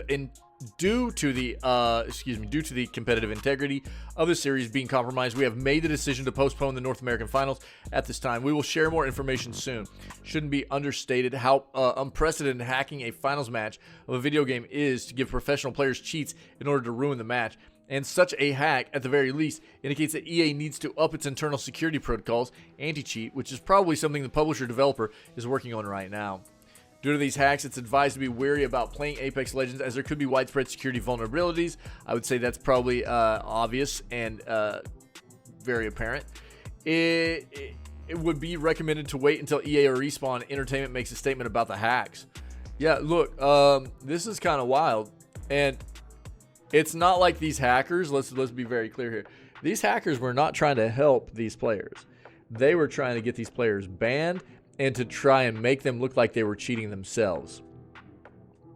That's exactly what was going on here. So they were not trying to help. They were trying to get these two specific players wrecked for some reason. But let's see what happened here. This is kind of wild, man. You guys know how I feel about cheating in competitive gaming. Any kind of live service, multiplayer experience, a competitive environment, and I hate cheating. I think it's absolutely unacceptable. It's disgusting. It's only something that people do that can't get good at the game, that need instant gratification because they are soft-ass, sucky gamers. So, I'm not a fan. If you want to go cheat your way through a single-player campaign experience or whatever of some game, I don't give a crap. You do what you do. Go have fun. But when you're ruining other people's experiences, dude, you suck. So this is always something that is quite crazy. You are literally... Dude, this is a long video. Let's see if we can find something on YouTube about the go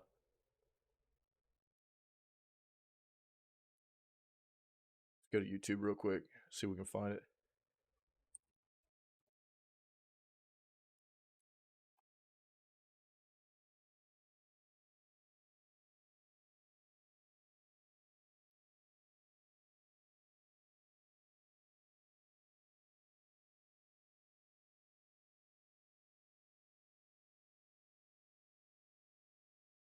I'm not about like I'd rather see it through like a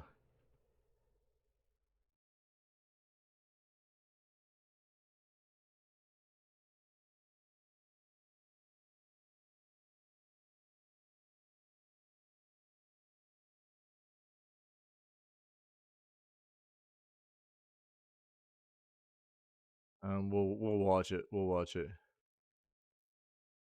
real quick. We'll just go with this top one.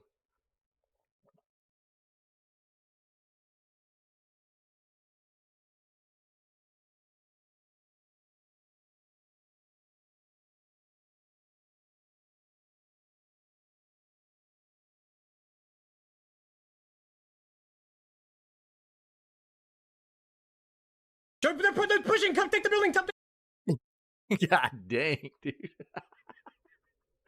Yeah. Here's the deal. So I upload all of our video gaming news segments into YouTube and stuff, and I'm quite hesitant about watching other people's videos and stuff because quite often other content creators can get pretty nasty about you using their content in your content. And for me, it's not necessarily about trying to steal their content or anything. I'm just, we come across situations like this where they've got insight and video about things that is important to us about what's going on in the world of video games, right? So I'm going to like this video and just say, thank you, Ross the Squirrel, for hooking us up with this. But there's a chance that by watching this news segment's going to get wrecked by being uploaded to YouTube, and I might have to pull it down or something. We'll see what happens. But we'll see what goes on here, and let's go ahead and watch this. It's important, so let's watch this, see what happens. Come in. Okay. Can we shoot? Can we shoot height? Yeah, shoot now. I'm cheating. I'm shit. I got aimbot. I have aimbot. Oh no. You gotta leave the game. You gotta leave the game, bro. You Back gotta out, leave bro. the game.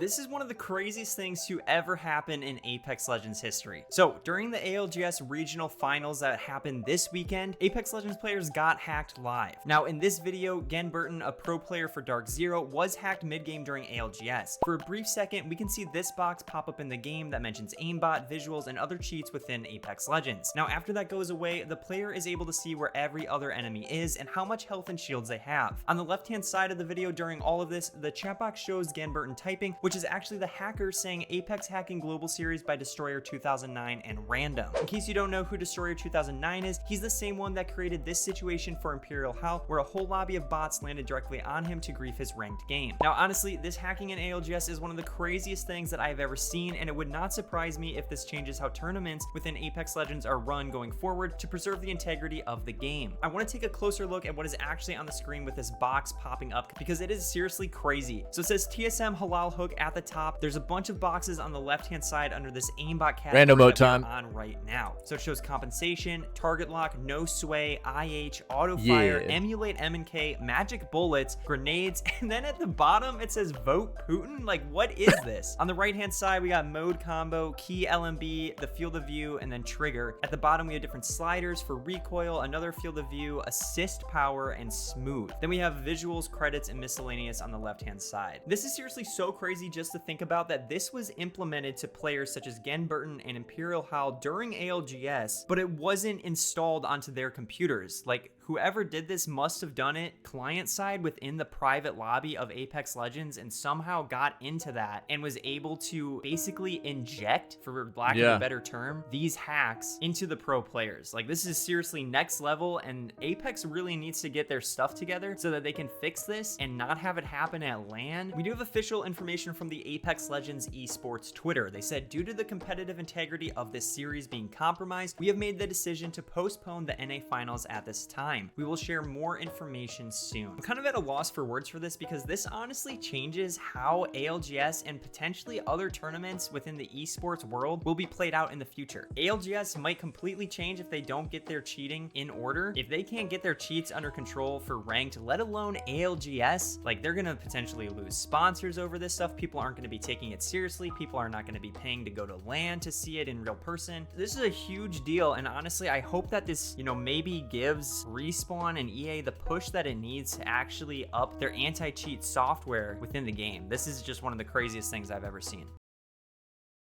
Yeah, it's pretty wild, dude. That's pretty wild.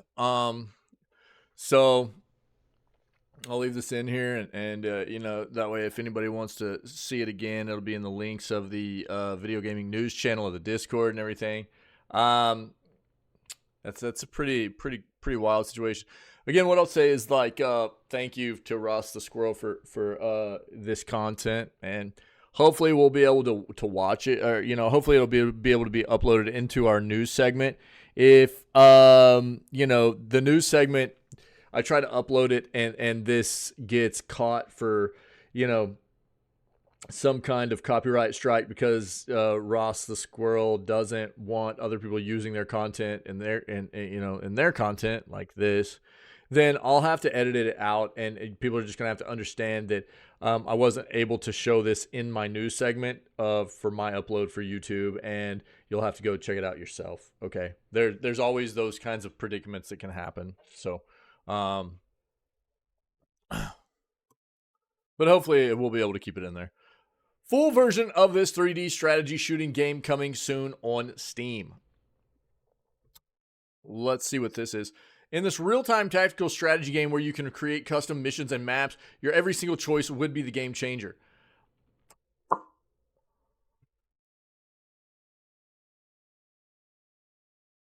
No plan B. What is this? Strategy game where each decision, no matter how minor, can impact the outcome for the team. Requires the assembly of a squad, devising the best plan, and watching it play out in real time. Let's take a look at this real quick. Then I'll turn it on.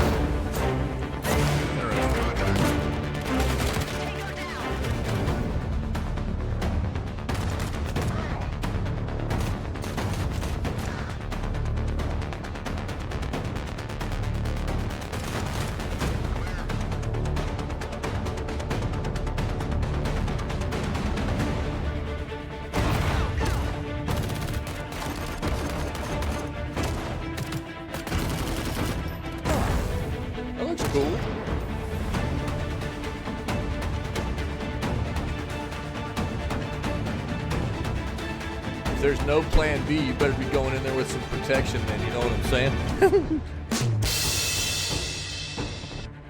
Sorry. Yo, Pinky. Nice, dude. Perfect. What's up, dude?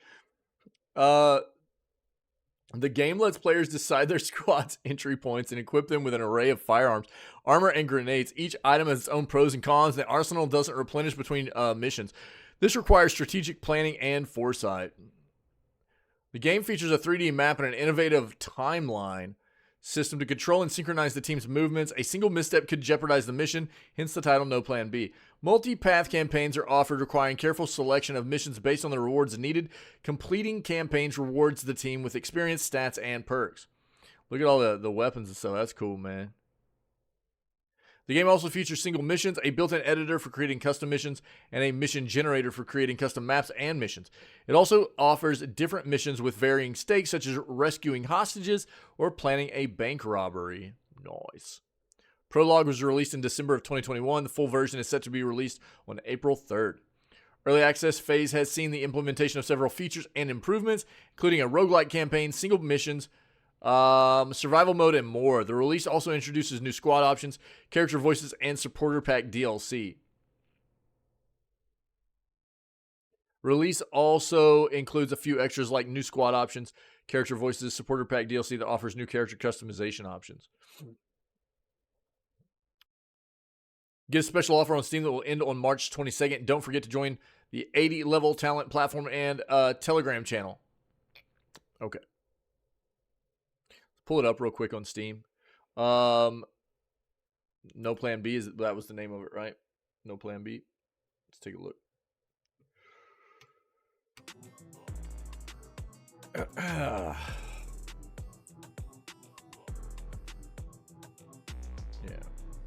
The prologue's free. The early access version of the game is $13.49. Supporter edition is $17.80. Comes with a soundtrack.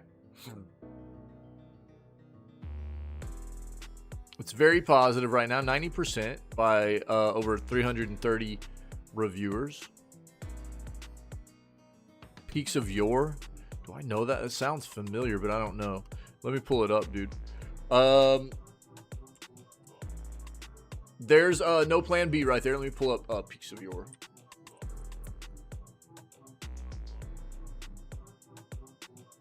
Not on my wish list. It's on sale right now. Oh, overwhelmingly positive. Came out of October of last year. What is this? Physics, difficult exploration, adventure. Oh no.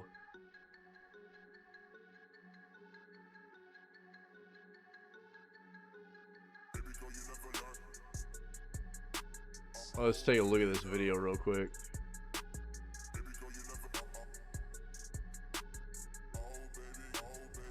Ah, you're right, lad. Still a long ways to the top, so keep your energy up, lad. Don't. So it's like first person getting over it, basically, right? We at the Official Ascension Society have been watching your progress closely. Afternoon to you, lad. Out for another stamp? Something like that. We're just on a wee break here. Good luck to you. I do hope you've got the endurance. They'll have different mechanics and stuff, but it's one of those types of things. Introduce a new aspect of climbing, whether that's the types of holds, obstacles, weather conditions, and what have you. Nice. It's up to you to identify these aspects and learn how to conquer them. I'm waiting on baby steps, dude. That's what I'm waiting on. This looks really cool though. It does look good. Better mind your grit. As I always say, the climb shows your true character, and the peak frees your soul. You're one of them peak bagging types, eh? I'm something of a mountaineer myself. Take my strong hand. If it's there, why shouldn't we climb it? Whether that's traditional rock climbing, He's just sitting up there smoking a pipe. Nice. ascending the great, or climbing the great walls of Was that like a double jump? What was that? Nothing is. Bro. Look well to each hold and try. Oh! And try, and try Get again. donked, dude. Now, the Yeah, that looks mountains are wild, calling, dude. And I must go. Nice. That's cool. I hadn't even really heard of that, I don't think. Cool, man.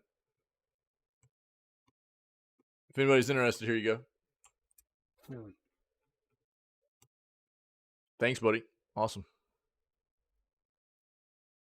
Tons of stuff on sale on Steam right now, by the way, guys. The spring sale is going on until the 21st of March. So don't forget that. What's this?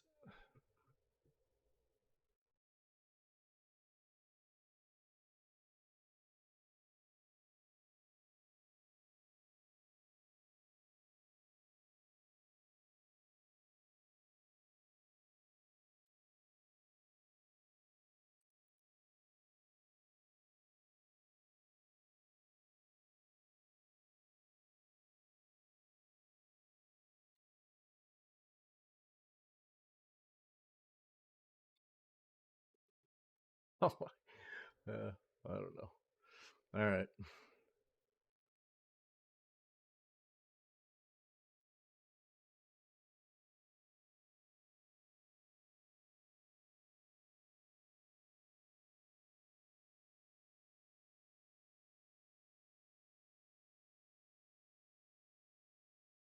That looks kind of cool, man. No Plan B looks kind of cool. All right.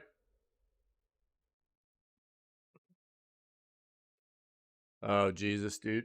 All right.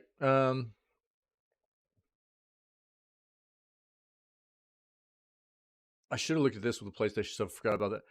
All right, here's the deal, man. Let's get some tunes going, and I'll talk about this. As I said, whenever I brought this article up, it's this is one of those things. I think people need to be hyper aware of who Savvy Games Group is.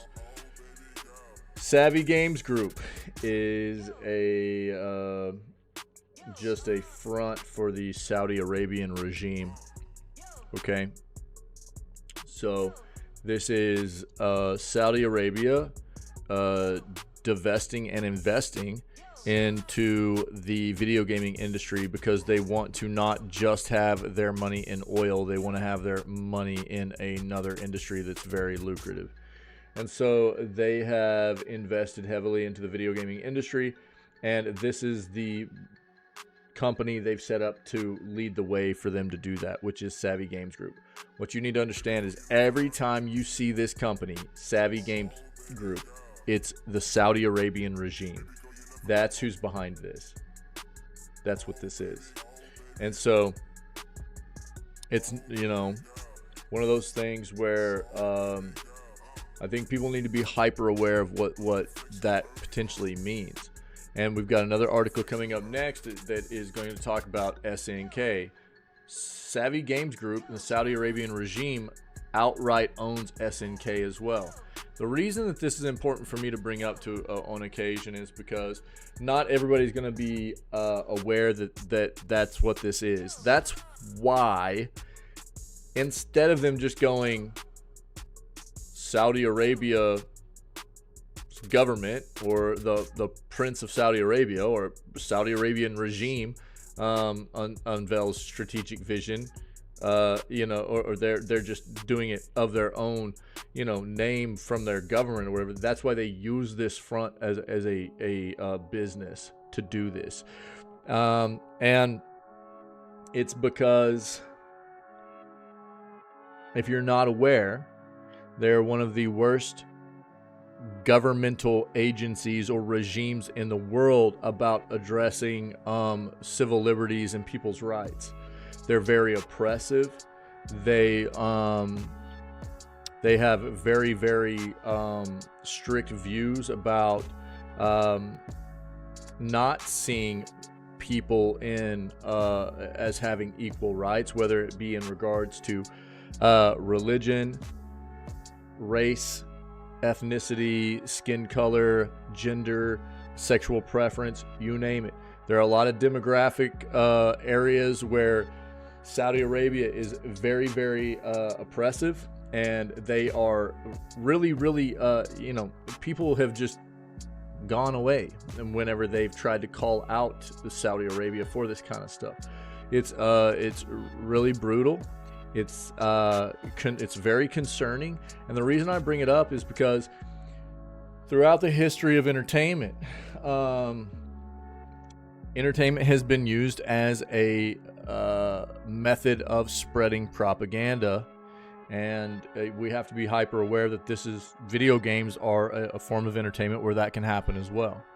So whether you want to talk about newspapers from way back, or into radio broadcasts, television programming, into the days of more recent, where we have, movies and internet, social media, video games, you name it. There's always going to be the potential for spreading propaganda. And when you're talking about a regime like Saudi Arabia, does it mean that they're necessarily going to be doing this? No, it doesn't. But I think that it does require us to be hyper aware of who is behind these companies, and the potential is definitely there for them to spread their propaganda and their kind of extremist ways about not letting people live their best lives, and the way that they mistreat people based on differences, which is definitely opposed to what our community is about. The potential is there, and it might not be something, because they're very, very early in their endeavor into investing in the video gaming industry, but they own chunks of big corporations. Talking about, they own chunks of like Nintendo, they own chunks of Sony and Tencent and stuff like that. They're all over the place. They outright own SNK. So the potential for them to be putting in sentiments into their gameplay that and the lore and the narratives and things like that try to get people more believing along the lines of what they do about trying to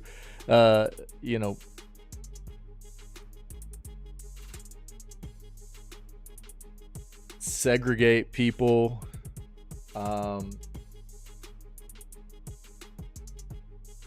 not see people as being equals,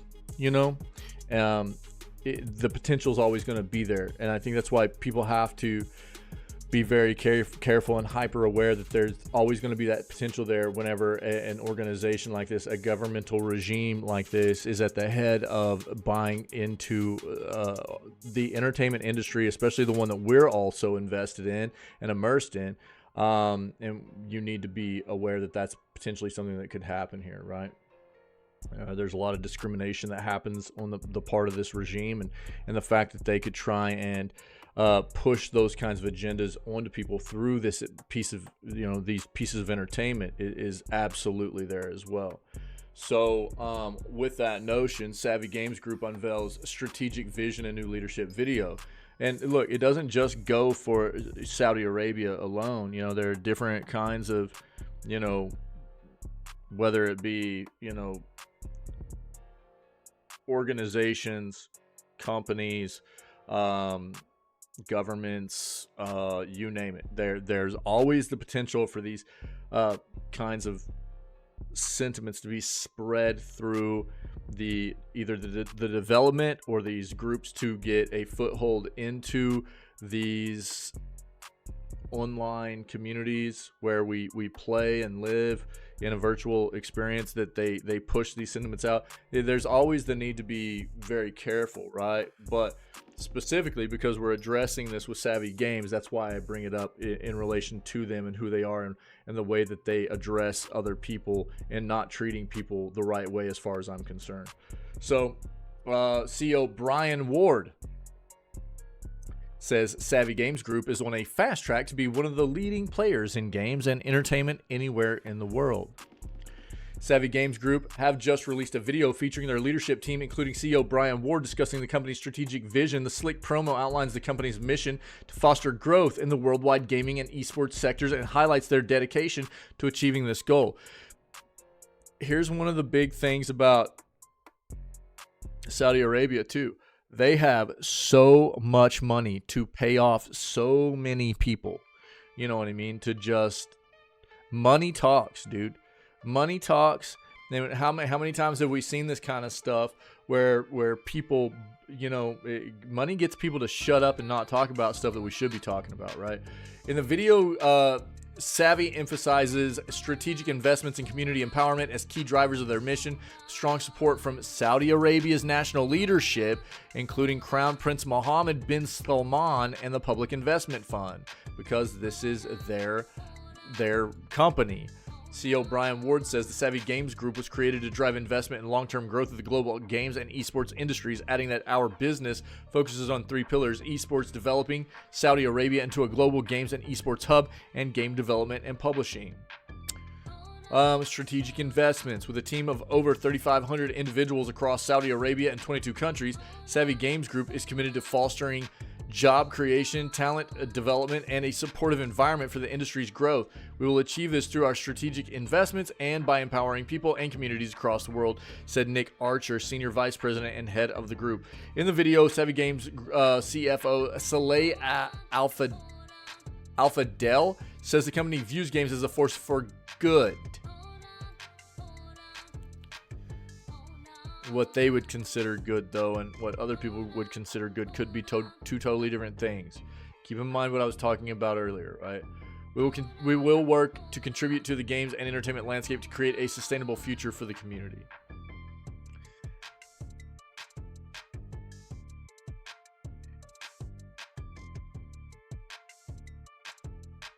KSA's national strategy. Their message also showcases confidence in their trajectory, emphasizing their position as a rising player in the global games and entertainment scene, with the company's general counsel, Faraz Hahu, stating that Savvy is in the unique position of being based in the only country in the world that has a national games and esports strategy.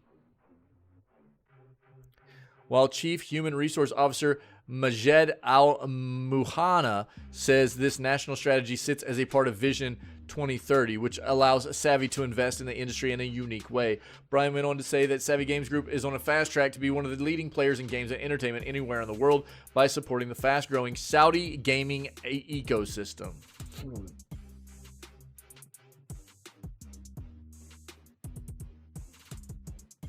It's easy for them to gain a foothold in this industry and just buy things up. They're so stacked with cash because of their oil, and it's just, I think that people have to understand, you got to know what this is behind it. I mean, you can go look up, there are plenty of websites that track the the worst countries in the world when it comes to civil liberties, human rights, and stuff like that, the kinds of violations there are and stuff. Go look at Saudi Arabia. It's very, very brutal. It's very bad. And when you're talking about this kind of regime getting a foothold in the gaming industry, you have to be hyper aware that they're potentially going to be pushing these kinds of negative sentiments and negative ways of treating people into our games as well. You have to be aware of that. It won't be very blatant at first, but the bigger they become and the more of a foothold they have in this entertainment, this segment of entertainment, the more comfortable they'll be with doing that kind of thing. That's the way it works. You just got to be careful, okay? That's all I'm saying. You got to be careful. SNK fully reveals Fatal Fury, City of the Wolves with 2025 release confirmed. This is SNK is outright owned by Savvy Games Group and Saudi Arabia, right? A pair of trailers debuted at its esports event. We've seen this previously. SNK has premiered, but it's been a while now. SNK has premiered the first detailed look at Fatal Fury City of the Wolves, which it has confirmed will be released in 2025. The new game, which was announced at the EVO Fighting Game Tournament last year, will be the first new Fatal Fury game since 1999's Garrow, Mark of the Wolves, known as Fatal Fury Mark of the Wolves on Dreamcast. On Sunday, SNK premiered a pair of videos at its SNK World Championship event in Los Angeles, California. The first is an announcement trailer following last year's teaser, and the second reveals 5 characters set to appear in City of the Wolves. The new game will be playable at EVO Japan 2024, SNK said, which is set to take place from April 27th in Tokyo. I love EVO, dude. Such a great event. We'll watch it real quick.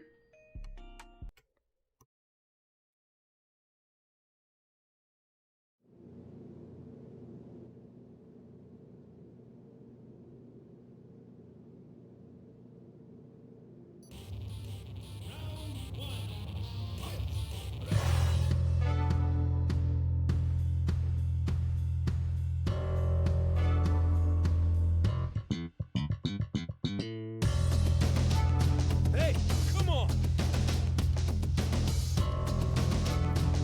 Gonna take you for a ride. Try to keep up, all right?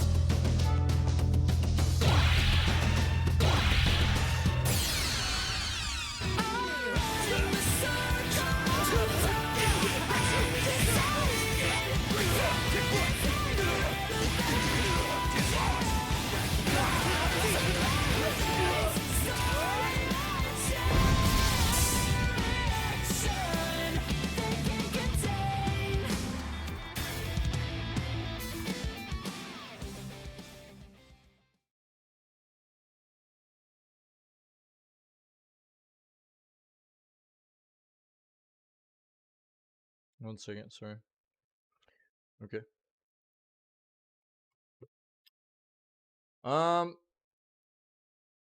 This is the characters trailer. I'll let you guys watch that if you want. The new Fatal Fury looks similar in appearance to SNK's The King of Fighters 15, though the characters appear to have more of a comic book effect with thicker black outlines.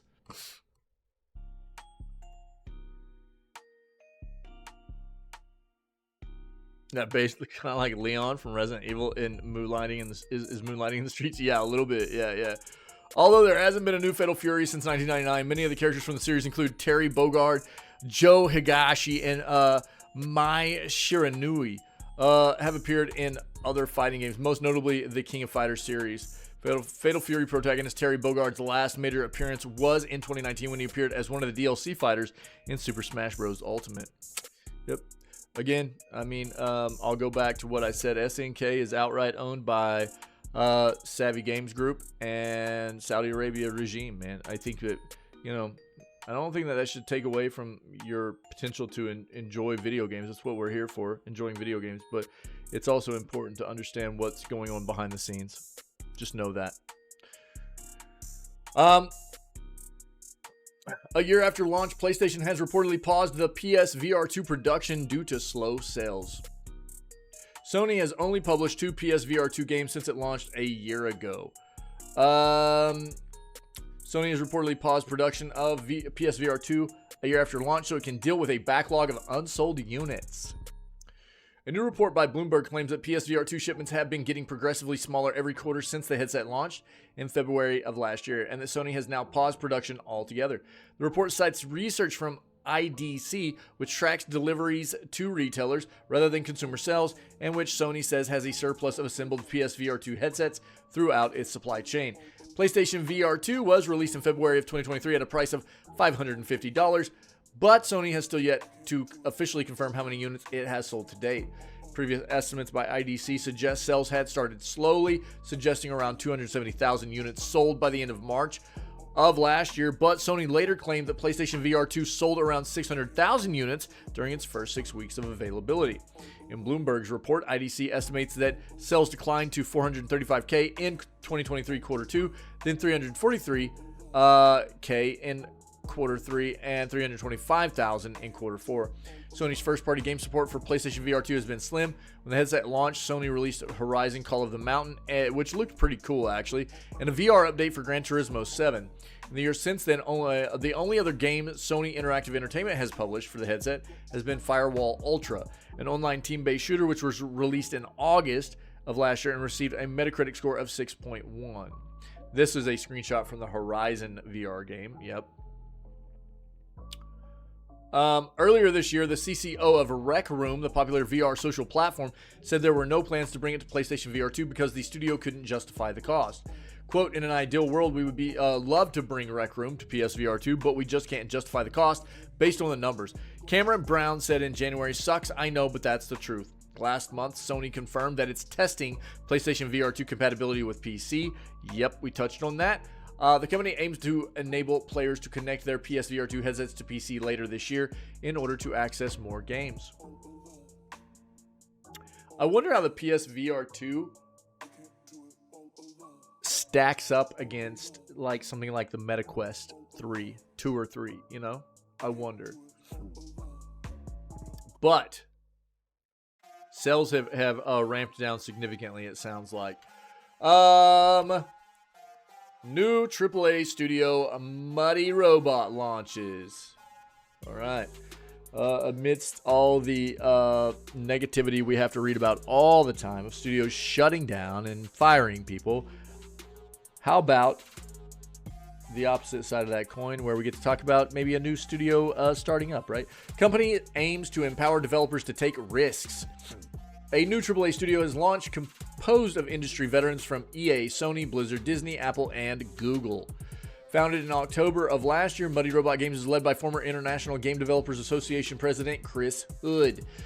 He has over 3 decades of experience in the entertainment and gaming industry, having co-founded Blind Squirrel Games in 2009 and worked as head of digital strategy and innovation at Google from 2018 to March of 2023. We aim to return to the fun of games, empower developers to take risks, and bring the players along for the ride, said Hood. The gaming industry became what it is today because of its willingness to explore new ideas and innovate. We want to reignite that developer passion for creativity. Muddy Robot is planning a pipeline of original titles and aims to integrate technology made in-house with its games.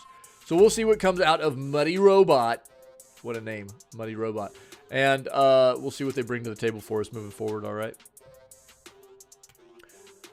Last, and not least, oh my God, what a stretch! If anybody has anything else to add that we haven't touched on yet, or maybe previously, or you're not sure of, whatever, send it my way, and we'll talk about it in chat before we move on and play video games for the rest of the day, okay? Amid studio closures and mass layoffs, one indie developer's pirate RPG just sold enough copies to fund a sequel.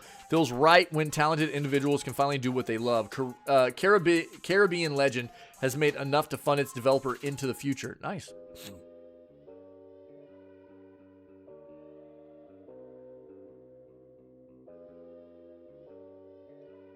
Pirate RPG Caribbean Legend just sold enough copies to help its developer in truly becoming a studio, a company.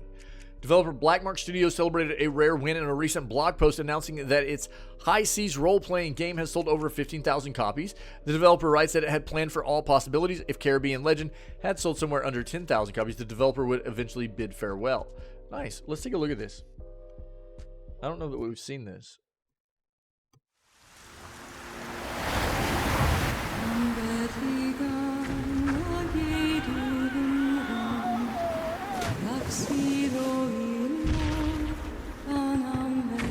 Yo, looks better than Skull and Bones, am I right? Oh no.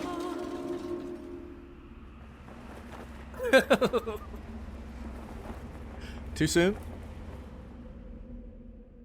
This is you after 10 years of adventures. You have loyal friends and a loving woman. Money and gems, powerful artifacts, and legendary tools of war. You are rich, secured, and loved. This is your home. 40 mighty cannons, seasoned crew of 400 men.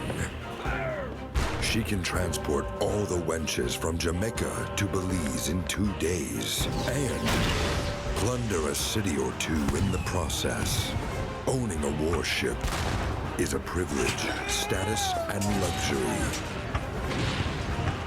You are one of the very few people who can afford that. You are a man of great renown. People follow your orders out of fear or respect. This is your open world. The Caribbean Sea, 17th century. Dozens of islands and cities, a grand archipelago filled with mystery and secrets. From the tops of Indian pyramids to the bottom of the sea, dangers lurk everywhere. What the crab? But adventures and rich loot await you. This actually open looks world pretty dope. is your sandbox, and you are free to explore and bend it to your will. Only you decide where to go what to do, and with whom. You are Caribbean legend. All you have to do is make a choice. Dude, look at those sails, What Pinky. path will you take Oh, on the road to dude. riches, Oh, bro, that pirate ship had all pink sails, dude. Be a pirate. Yeah, the super hype, epic voice. That's what I was thinking too, Opportunist Sai. and explorer, or a professional soldier. Crush Whatever the path everybody you in your choose, way. The result is guaranteed. It's a Check out links in the description. I don't know if and anybody's wish above list Morgan and Freeman. follow on Steam now. It's the old movie trailer voice. Yeah. Yeah. Yeah. Bruce Willis. In maybe a Christmas movie.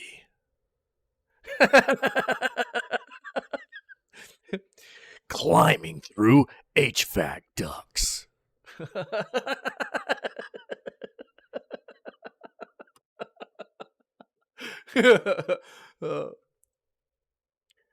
Thankfully, the game passed the developers' realistically optimistic expectations, meaning the team can establish a sustainable enterprise for the long term, develop a 2.0 version, release several exciting DLCs, and even begin working on an Unreal Engine-powered sequel.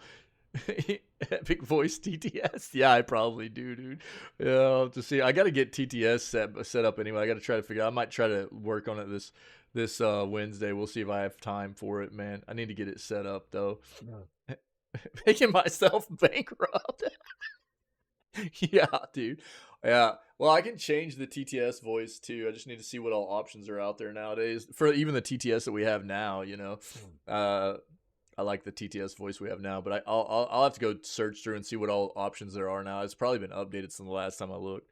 Yeah, we'll check it out and we'll see. I'll see what I can do. Yeah. In one day, Caribbean Legend apparently surpassed the developer's last game's first monthly sales. Happy Monday, by the way, buddy. What's up, dude? And within a single month, the game earned more revenue than the previous game made in 12 whole years. We've won! You've won! The developer writes. For the first in Blackmark Studios history, we are turning a profit and truly becoming a studio, a company. The core team now receives stable royalties, and we've brought I think this is supposed to be an R in here. We've brought on board several more exceptionally talented people for full-time and part-time roles. The note continues to say, it just feels right when talented individuals can finally do what they love without distraction. What now? Caribbean Legend plans to welcome several more updates with patches 1.1 to 1.3, bringing the game up to speed. That includes more quests, an epilogue, extra romance scenes, and a whole host of fixes alongside improved assets and new locations. Updates 1.4 to 1.5 promise companion quests, more new locations, and updated animations. Then by 2.0, the game will receive redesigned quests, revamped tutorial system, tweaked balancing, and 20 new locations. Grab the game over on Steam. Yeah. Cool, man. Let's pull it up on Steam real quick. Try to help them out a little bit. This is cool. Caribbean Legend. Nice. That's awesome. Feels good, man. Yeah, it feels good to see these studios, some of these studios, like actually thriving amidst everything else. That's, brother, that's not it. What? All the other bad stuff that's been happening in the industry, you know. Copy it, man. There we go.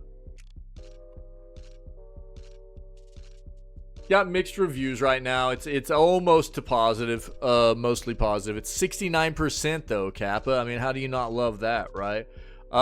This is apparently a very small team, and you know, this is what's funny. You know, I think that this is actually going to be a fairly deep game, and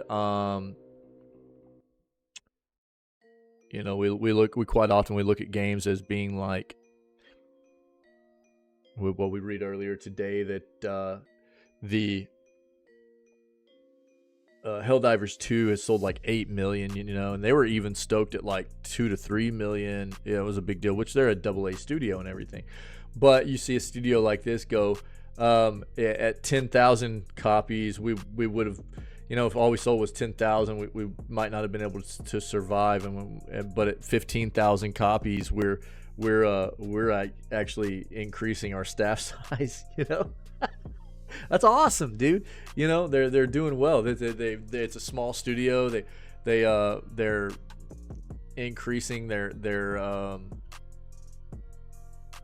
kind of foothold on what's happening for them. They're making their games bigger, and while it might, you know, I don't think that you need to go into this with the expectations of like a double AAA game or anything. It does seem like something fairly deep, and they're committing to a roadmap to improve this as they move forward, because the game has done well enough, and that's kind of cool, man. Let's look at the reviews real quick. This is a type of remastered DLC of an old game. Sea Dogs, to each his own. Studio gets -1 to reputation for not showing it on Steam. Whereas on other sources, this info is well known or stated. Oh, interesting. This is not a new game. This is a paid patch to make a mediocre pirate game almost playable. Sea Dogs and Age of Pirates were great games. Oh, be careful. Interesting. Pablo Francisco movie trailer voice for some laughs. Oh, I'll have to do. Yo, if you want, you can link that in the Discord. That'd be pretty good. Yeah, interesting. So this is like kind of them like remastering an old game as well. Be careful here. Look into that. Interesting. Wild. Yo. That's the news for today, guys. We're going to move on, play some games. I might just do some Vermintide 2 stuff today. I don't know. We'll talk about it. If anybody's around and wants to play games, we'll talk about it. We'll see what we're getting into. We have today, tomorrow, and Thursday before we start playing Dragon's Dogma 2 on Friday. I'm so stoked. We could do some more Unicorn Overlord this week. The game, there's a certain aspect of that game that's been a turnoff for me, which is the fact that anytime you get into a battle, start to engage in a battle, you know the outcome of the battle before it even happens, which is, to me, takes the entire point of the game away. Most of the point of the game away anyways. It's like, what? Why? You know, it just doesn't make sense. Yeah, Sykes really, really old. He's basically just, you know, decrepit at this point.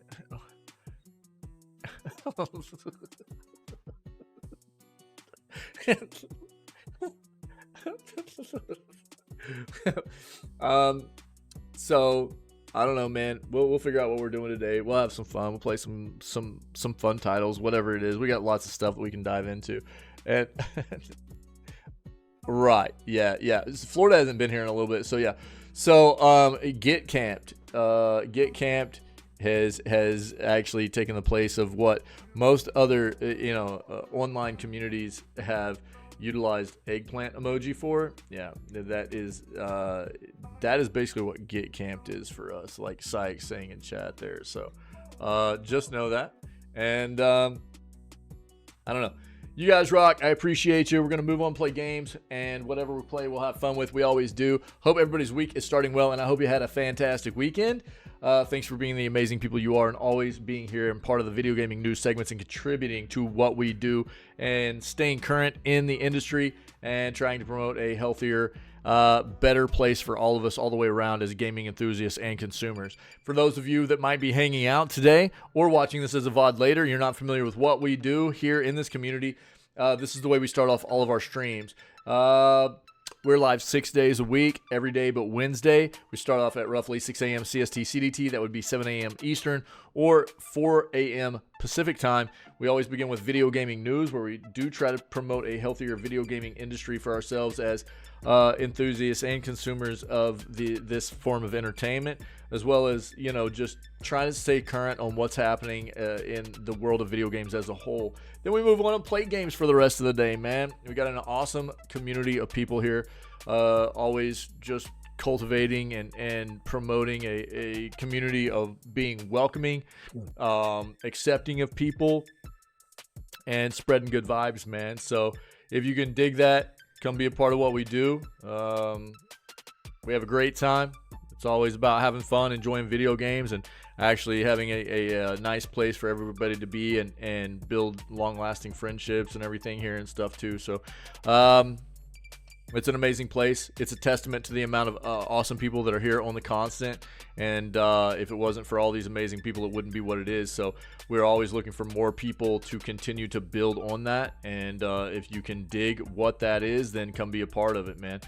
Other than that, stay healthy, stay safe, be kind. I'm going to run an outro so we can sum up this news segment. But as soon as it's over, we're going to start getting prepared for playing video games for the rest of the day. Cool?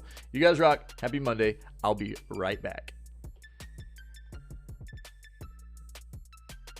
Don't listen to Psych.